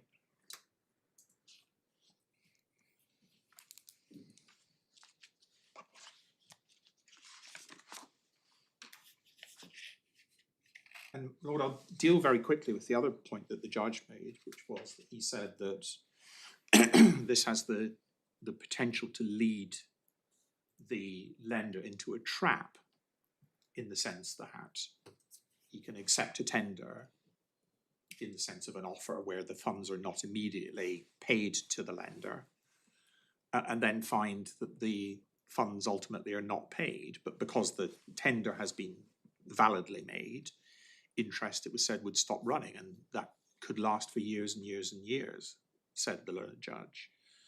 We say that's wrong, because the position is that interest only stops running where the lender's conduct is in some way culpable. In other words, it's an offer that he ought to have, an offer that he ought to have accepted but didn't. And if the borrower makes an offer which amounts to a tender but then defaults on the offer because he doesn't raise the funds or he doesn't get the money in some way, then there's no reason why interest shouldn't continue to run.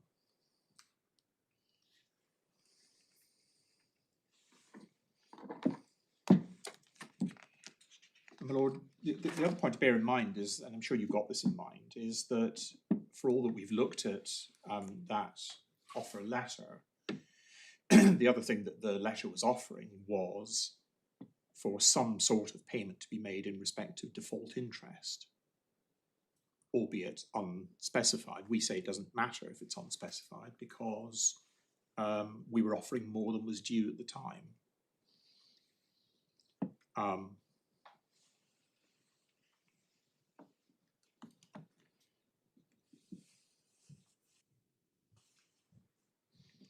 And that goes to the question of why were these offers not accepted?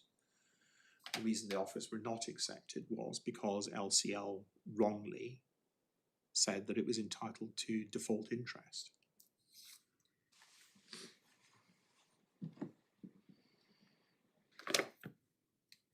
So what we say is that the respondent ought to have accepted the offer,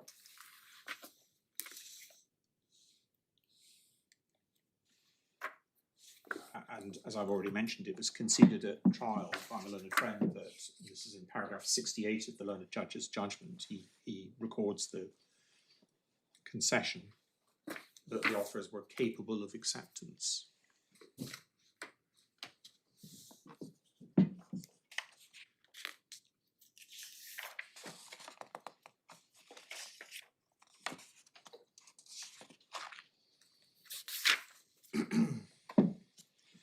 And my lord, one of the points that we make in the skeleton is that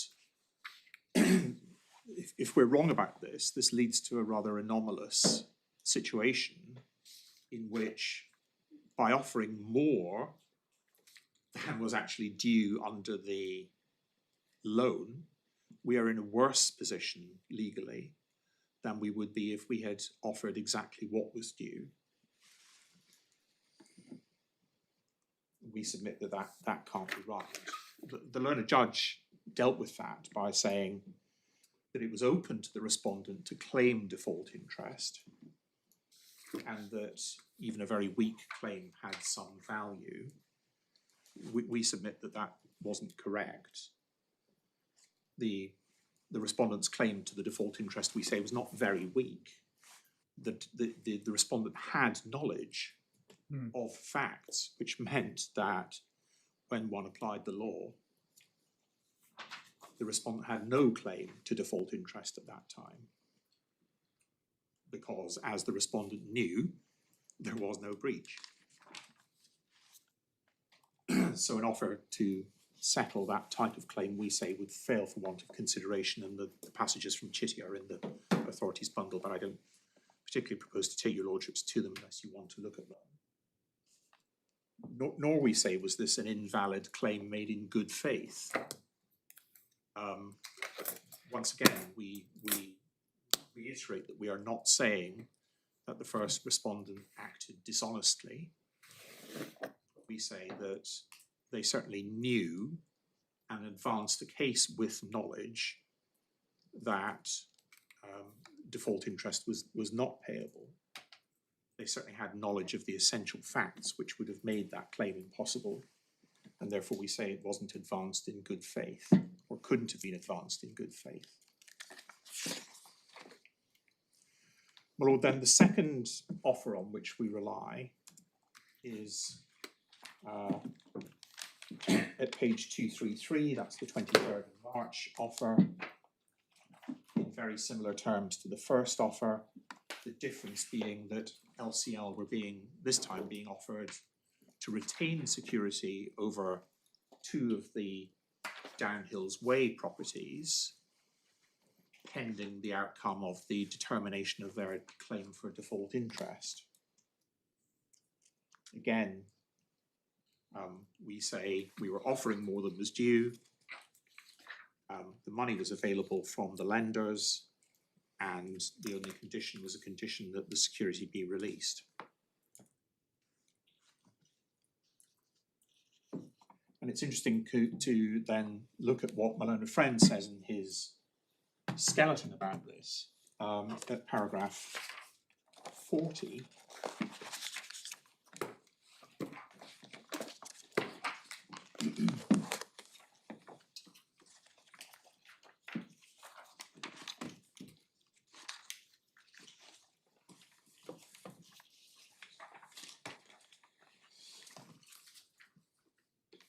So again, having said what he says in paragraph 16, which we've already looked at, which was, we say, much more in accordance with the modern approach, my learned friend says here, in relation to the 23rd of March offer, there was no actual production of money.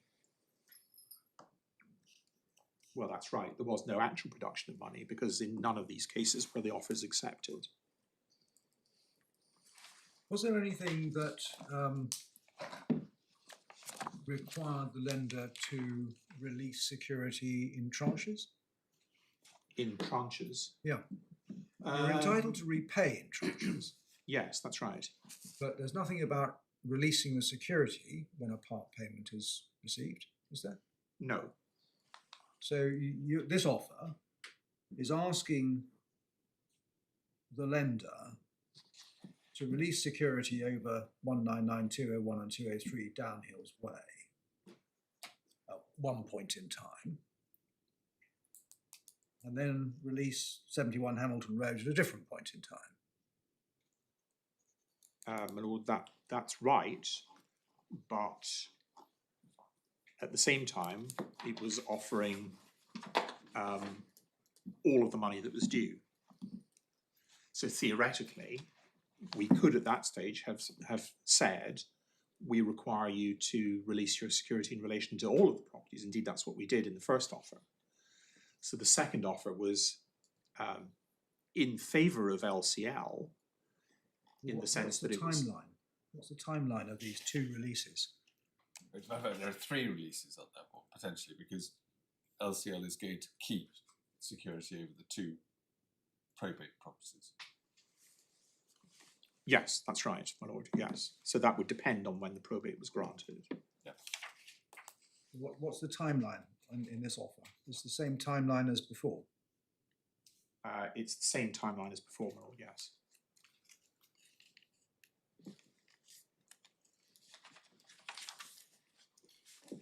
You'll see from the previous page, page 232, the previous email on that page,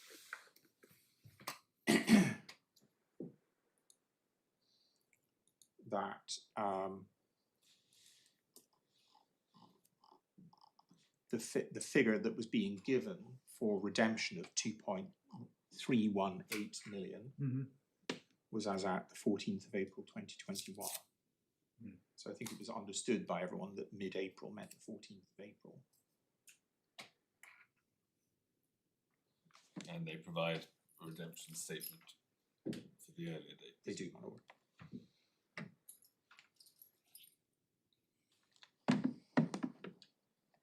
Yeah. So again, we say that offer ought to have been accepted. And then, my lord, the third offer on which we place particular reliance is that at page 253, which is on the 7th of April.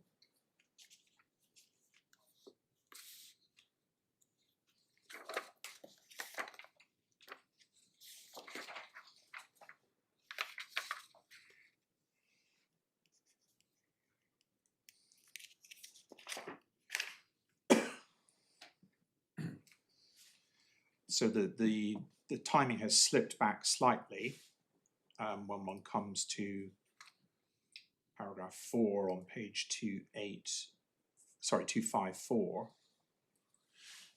Clients will procure completion of the 3 buy-to-let remortgages and the bridging finance because of the delay that's occurred.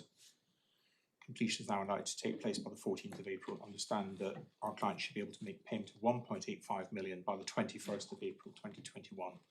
Please can you confirm that this is acceptable? And that's still over what was due despite the slippage of a week. Yes, my lord. It would be a different interest figure. It would be a slightly different interest figure, yes. Does this offer add to what we've already seen? I mean, if the earlier offers, or one of them, is good enough, then you're there anyway. Absolutely, my lord. I'm not sure this one helps you any further, does it? Supposing the earlier ones weren't valid, does this help you? Well, my lord, well, yes, I accept that. I'm not sure it takes us much further in terms of adding anything different. I mean, it is different in the sense that we are proposing a specific figure for default interest. Yes, I see. So you'll see at paragraph 4.4. And there's a proposed date there for Mr. Hussein's probate to be available. And there was an offer of a further £350,000 on top of the 1.85 million, albeit... Your sort of global point is they weren't entitled to it anyway. Sorry, my lord. But your global point is they weren't entitled to default interest Yes, anyway. absolutely. Yeah.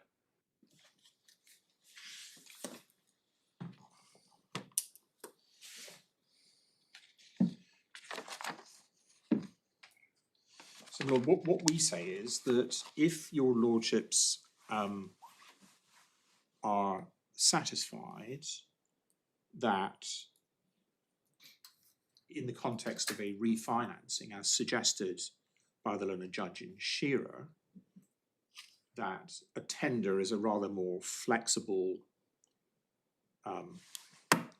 item than it was strictly under the common law, then we say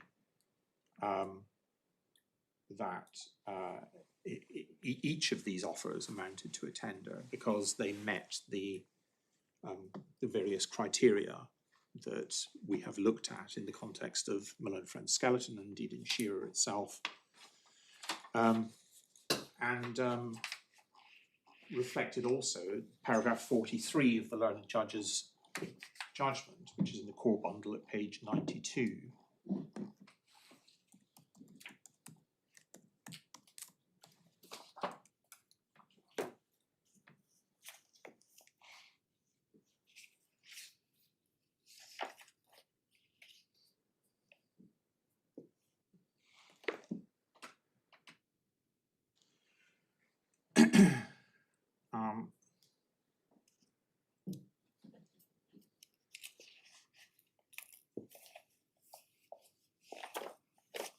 At 43, the learned judge says that my learned friend recognised that in practice, sorry, I should just go back to the beginning of that paragraph. The obligation was clear to make unconditional payment in immediately available funds.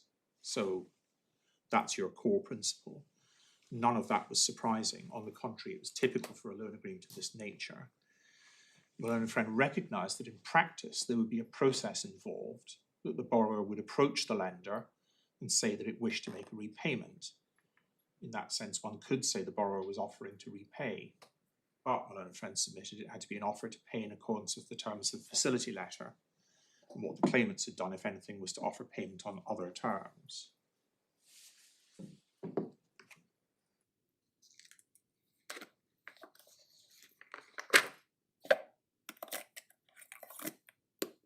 And my lord, just for your lordship's note, there is an inconsistency, we say, in the case being advanced by the respondent in relation to this. Contrasting paragraph 16, which I've already taken your lordships to other paragraphs of my learned friend's skeleton, where he seems to fall back on the rather more rigid idea that the money had to be paid over in order for there to be a tender. I won't take you to them for now, but just for your lordship's note, paragraph 38, paragraph 40, which I have taken your lordships to, and paragraph 44, where he's dealing with the various offers, and says in terms, well, they were not tenders because there wasn't actual payment of money, notwithstanding his earlier recognition in paragraph 16 that in the modern era of refinancing, that might not necessarily be a necessary requirement. Can I just see if I've understood where we've got to? And tell me if this is inaccurate as a summary of your argument. Where a borrower offers to repay the loan in full, B, the borrower has an offer from a third-party lender capable of acceptance by the borrower, C, the lender refuses to accept the offer, then D, interest will be suspended from the date of proposed redemption, even if the money from the third-party lender is no longer available after that date. Is that where we get to?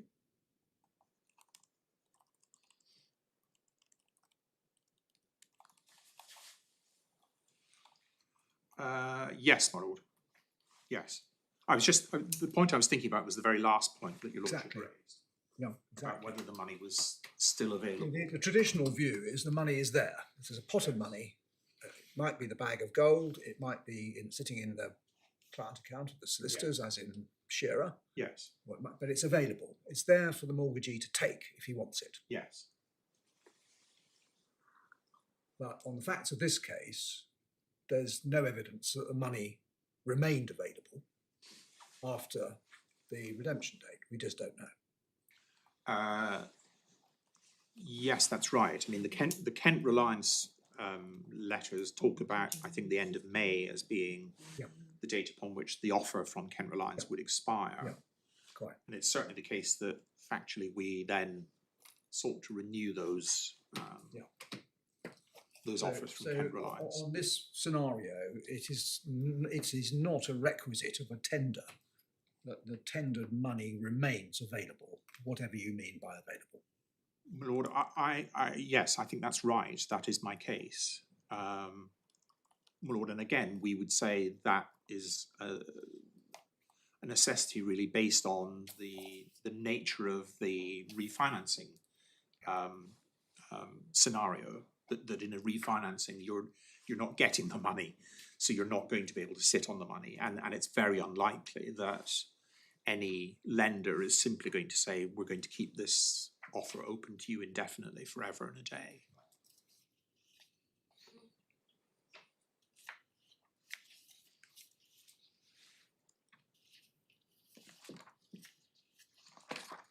there a tension there with Mr. Alexander's uncore prist or whatever it is?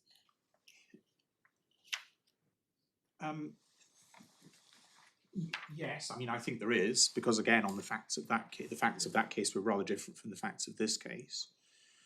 That the money was indeed set aside on the facts of that case. But in my respectful submission, you have a rather different situation in the usual situation of refinancing through a third party lender, where that's simply not practical.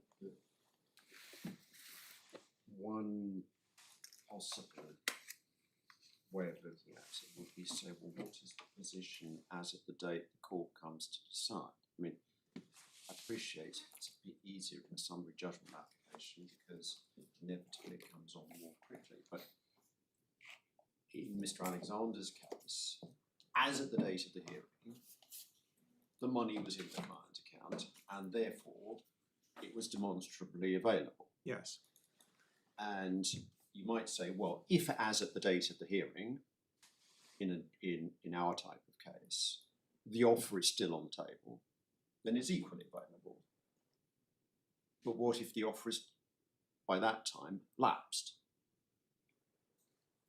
What would you say about that? Well, the key question is whether or not it was open to the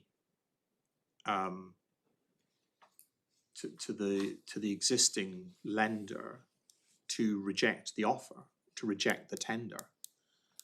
So you have to then look back at what was the situation at the time that the offer is made. And in my submission, at the time that the offer is made, then that's when you look to see whether or not the money is available. Okay, but does it not follow from that? I mean, and maybe you wouldn't shrink from this proposition. Maybe you would embrace this, but that seems to carry with it the proposition that a tender can be time limited.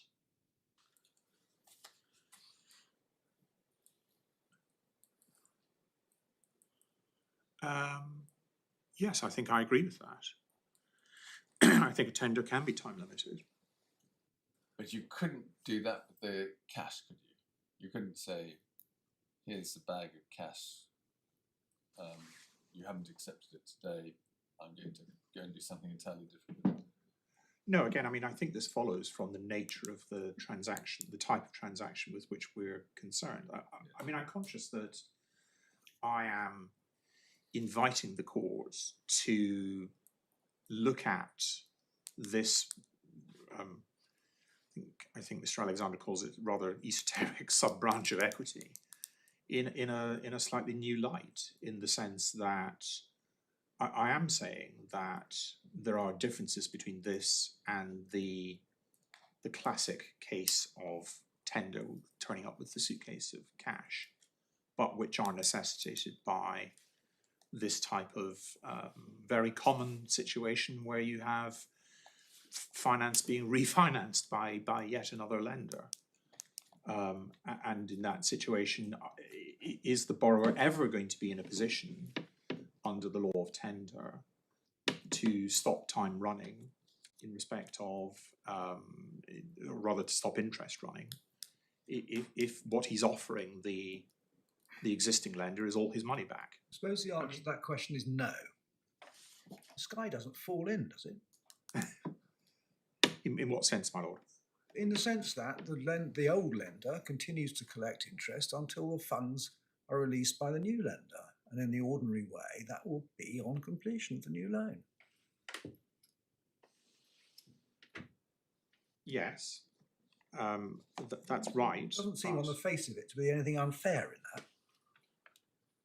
Any cause for equity to intervene? Well, except if one looks at the facts of this case, then therein lies the difficulty, because if at a very early stage of the journey, as it were, the lender wrongly refuses the payment of the repayment of the loan, and continues, as your lordship says, to charge interest on it, that has a significant knock-on effect on whether or not the borrower is then able to refinance, or at least refinance at the same price. And there's quite a bit of material, as your lordship will have seen, in relation to ground 3 on this point, as to whether or not refinancing becomes unviable. We're in that situation now. So your lordship is quite right. The sky doesn't fall in one sense, in that we could get refinancing in theory now and repay the loan, and then interest would stop. But the problem is that because of the interest which has been added to the loan, we say at a time when LCL really ought to have accepted one of the earlier offers, we're now not in a position to do that. We're simply not in a position to get 4 point whatever it is million, whatever is the latest figure, in order to refinance these properties. So just to take a sort of everyday situation, somebody buys a house with a mortgage. Interest rates are relatively high at the time. I have to say, I remember my wife and I took out a fixed rate loan at 8% at one stage. Then interest rates come down, and you want to refinance, and you find somebody willing to lend you the money at a much lower rate of interest. You say that that's no different to the situation, or is there a difference? No, I don't think there is. So then you ask yourself the question, well, you go off and get your refinance at a much lower rate, and you say to your existing lender, I'm coming to the end of my fixed rate period now, I want to pay off the mortgage. Here's all I'm going to have all the money. Here's evidence that shows that Or actually you don't need to come to the end of them. No, absolutely no. Well, assuming that you could do that under the terms of the loan. But assuming you could do that under the terms of the loan, so you say to your existing lender, well, here's all the money. I haven't got it in my hand yet, but here's the evidence that I can have it in my hand within a few weeks.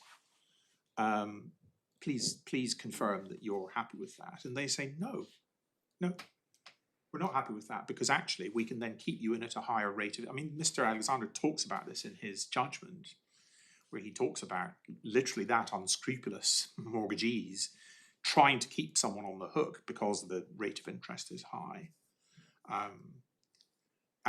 So yes, I do say that that's this situation. If that's what the existing mortgagee does, and he is wrong to do that, then why should he profit from that that conduct? That's in essence what we say. Well, if that's really all I think I want to say at the moment about ground 2, can I then move to ground 1, which is what we say is the separate equitable jurisdiction that the law has to make an order in exceptional circumstances. And I think it's common ground, Learner will correct me if I'm wrong, between the parties that such a jurisdiction exists, that in an exceptional case equity can intervene where the repayment of a loan has been refused. We say that jurisdiction is most notably spelt out in the decision of the Privy Council in the Chukarova case. Can I just take you to that briefly, and in particular to paragraph 42, which is where the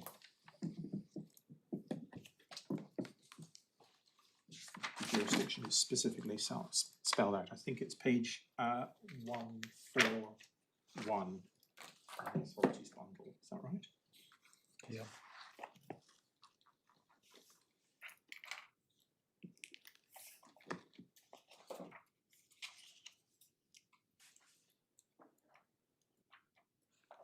Yes.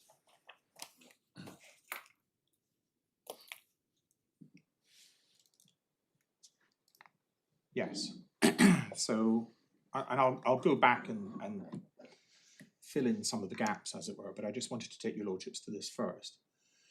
Conclusion which the board would reach in relation to its 7th and 8th points is that equity can and should respond by a special order as to interest or costs in exceptional situations where the mortgagee has by words or conduct rejected, made impossible or delayed repayment of the mortgage debt. And that such a situation may exist where there is a tender or offer of repayment, particularly one backed by monies actually paid into court or on account.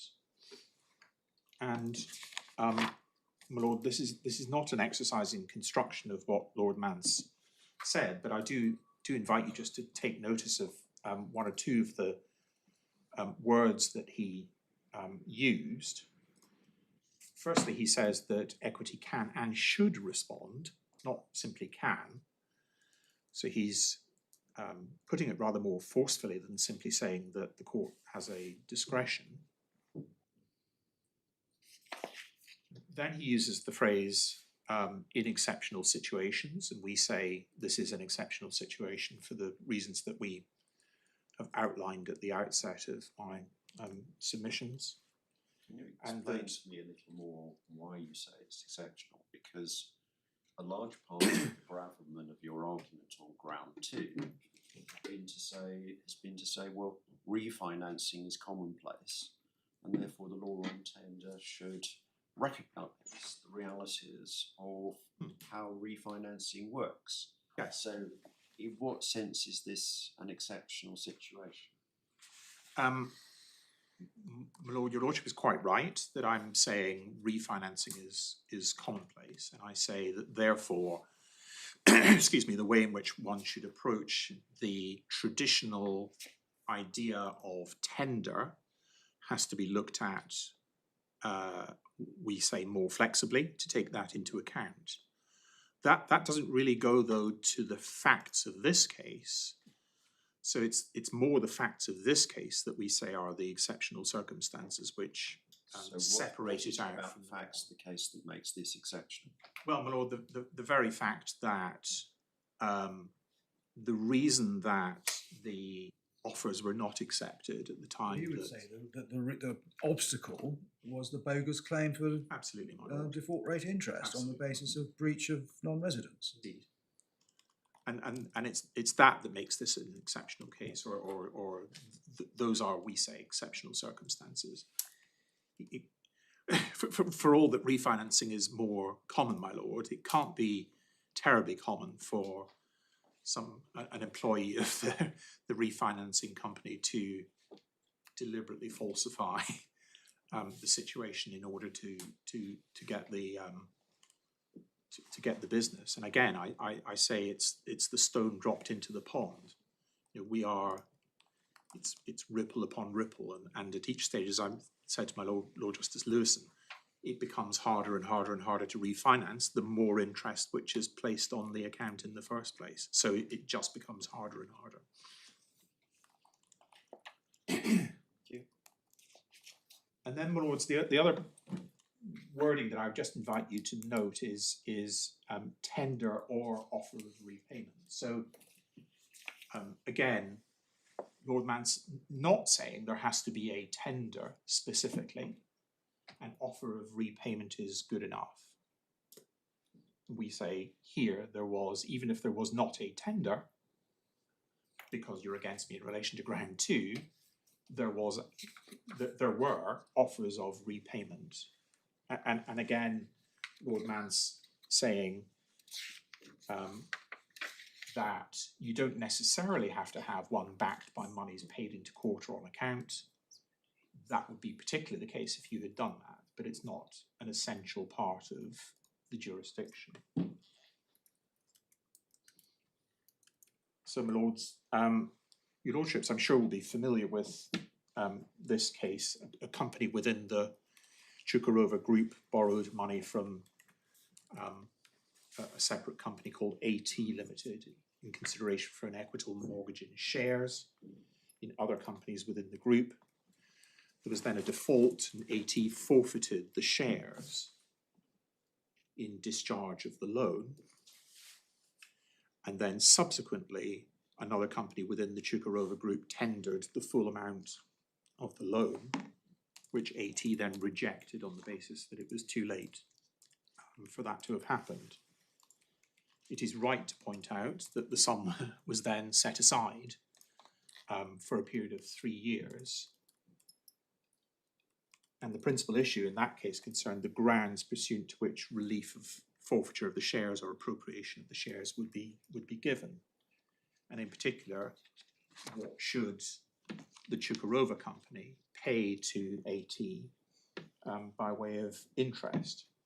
AT contended that it should pay interest at the default rate, and ultimately the result in the Privy Council was that interest should be paid at the lower contractual rate and not at all for the 3-year period during which the funds were actually being held. Now, in the present case, LCL's argument, which was accepted by the court, was that the Chukarova jurisdiction applies only where the tender or offer of payment complies strictly with the party's contract. We say that's not right. We say that this is a separate equitable jurisdiction which goes beyond the terms of the contract and which allows the court in exceptional circumstances to make an order disallowing interest where the mortgagee has rejected, made impossible or delayed repayment of the mortgage debt. And equitable principles, we say, apply to that. Can I take you back to, in Chukarova, please, to paragraph 13.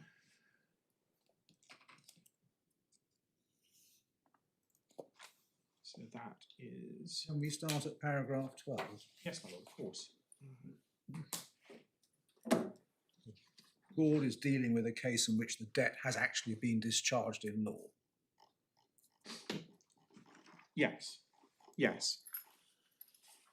And your lordship is quite right. There is no debt. This intervening period, there is no debt.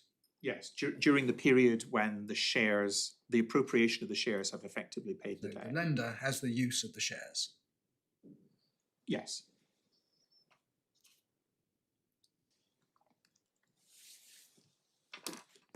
Right. And then on ATT's other analysis, paragraph 13, the board accepts that in the ordinary course, relief and equity will only be granted on the basis of conditions requiring performance, albeit late of the contract in accordance with the terms as to principal, interest and costs. That's the Craiglinger case and Shiloh Spinners, which is a landlord-tenant forfeiture case.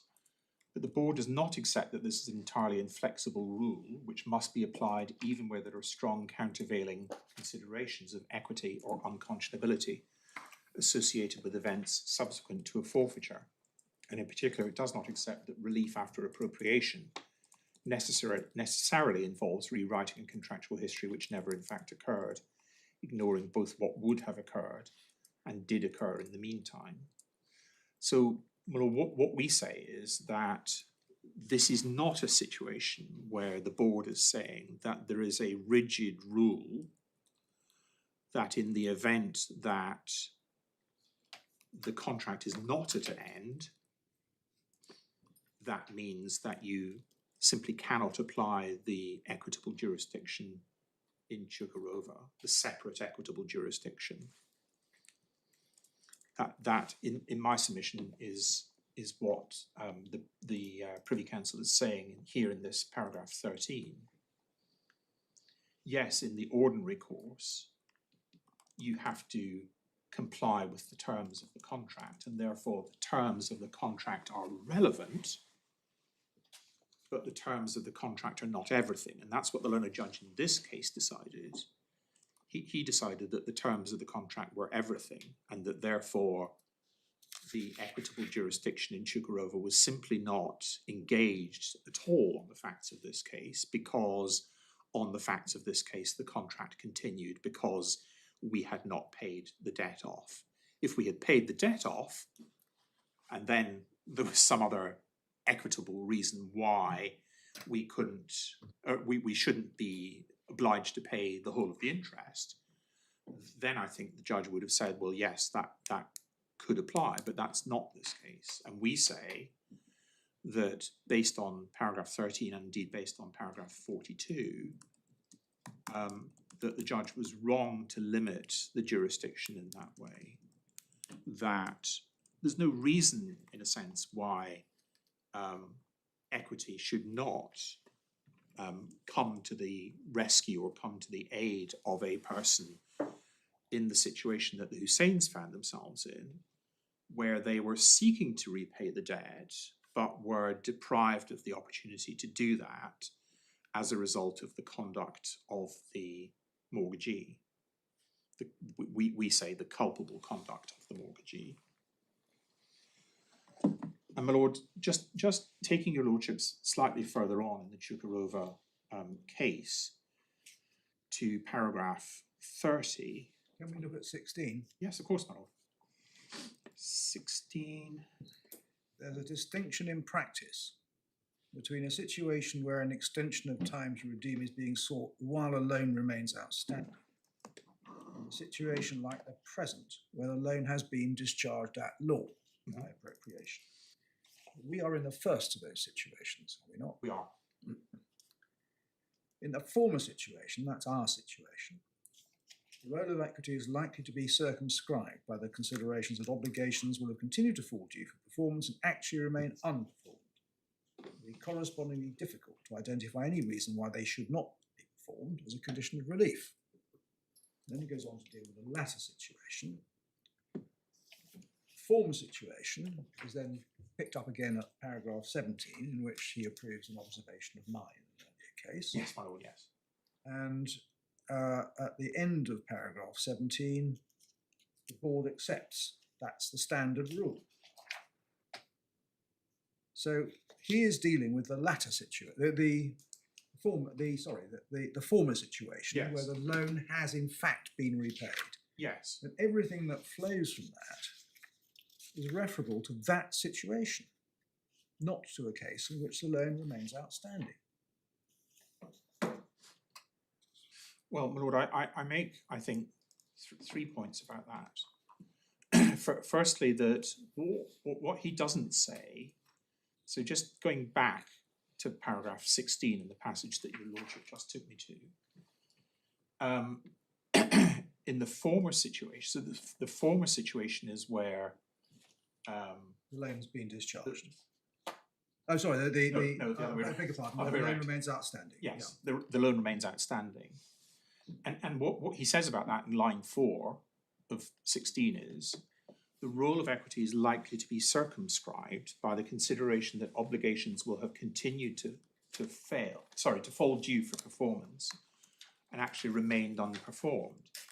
It would be correspondingly difficult to identify any reason why they should not, if unperformed, be performed as a condition of relief. Now, I don't shy away from that. What I say is that what that means is that where the contract has yet to be performed, the contract should be performed in the sense that the mortgagee should get exactly what the mortgagee is entitled to under the contract. But that doesn't preclude, sorry, my lord. Sorry, go on. Oh, I'm grateful. That doesn't preclude equity from stepping in, where what the mortgagee is actually seeking is more than the mortgagee is entitled to under the contract. And whilst I completely recognise that he then says it's correspondingly difficult to identify any reason why they should not, if unperformed, be performed as a condition of relief. Again, I agree with that. If there are obligations in the contract which are unperformed, then they ought to be performed. But that doesn't mean that equity has no part to play, which is what the learned judge in this case said. Indeed. Sorry, my lord, I know your lordship is itching to come in, but can I just take your lordship very briefly to immediately after the passage where the Privy Council quotes from my Lord Justice Lewison's decision in Law Debenture Trust. Your Lordship read out the mortgagor could be given, the board accepts that is the standard rule. But then it goes on to say, but the issue in this case is whether exceptional circumstances may make it inequitable or unconscionable to apply the general rule in the latter situation identified in the previous paragraph. Sorry, beg your pardon, that's the latter situation. The latter situation That's the latter being situation. where the debt has been Yes, discharged. where the debt has been discharged. Lord, you're quite Your right. argument is, I understand the argument under which you say, well, the lender is entitled to what he's entitled to under the contract and no more. Mm-hmm. But your argument is that not only is the lender not entitled to the default rate claimed as a result of the alleged breach of the non-residence obligation, he's not even entitled to ordinary interest, and not entitled to default rate interest when the loan wasn't repaid on the repayment date, which isn't much less than is due under the contract.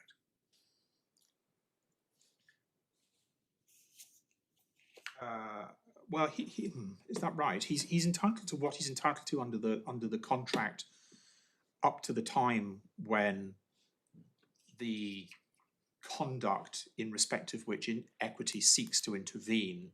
So that the conduct in respect of which we say would prompt equity to intervene in this case is the fact that, as your Lordship eloquently put before, we have tried to pay it off. They have said no because default interest is due at a time when they knew default interest wasn't due. Those are the exceptional circumstances. And we say the reason why equity should be involved in this case. It is quite right to say that, and this is in my submission what the Privy Council is saying here at paragraph 16, that the court should have regard to the terms of the contract in a case where the contract has not yet been performed. Why? Because the contract has not yet been performed, and it would be wrong for the contract not to be performed, whatever the circumstances. But in a situation, in exceptional circumstances, and again, I'm not shying away from that. One of the questions is whether these circumstances are exceptional. We say they are. But in exceptional circumstances, why should, turning it around the other way, why should LCL, which is engaged in the conduct that it has, be entitled to continue to charge interest at a time when it could have had all its money back, and indeed gone further than that, and ultimately been able to charge us default interest under the terms of the contract? The terms of the contract are relevant, absolutely relevant, but not, we say, the be-all and end-all, and that's where the judge fell into error. If I turn it around again. On this hypothesis, LCL wasn't contractually obliged to accept what you'd offered. So as a matter of contract law, it was entitled to continue to charge non-default interest. Forget about the default interest. Yes. It was entitled to continue to charge interest. You still had their money. And supposing that you had managed to refinance, you would have had to pay interest to somebody else. Now, in that scenario, why should it be regarded as a case where there are such exceptional circumstances as to make it inequitable or unconscionable for them to enforce their contractual right to ordinary interest?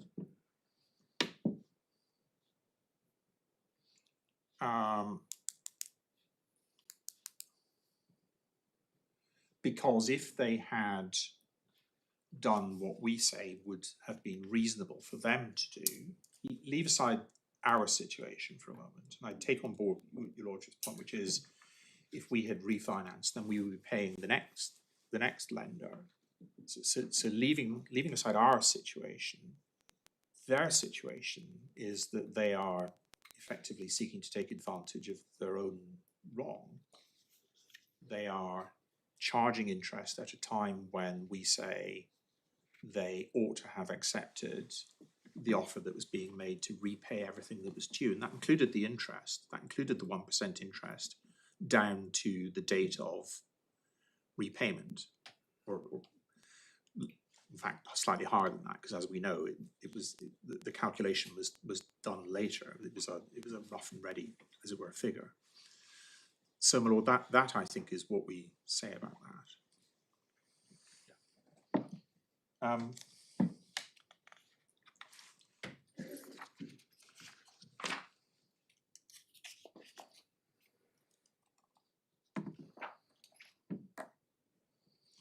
Lord, I was then going to take you on to paragraph 30.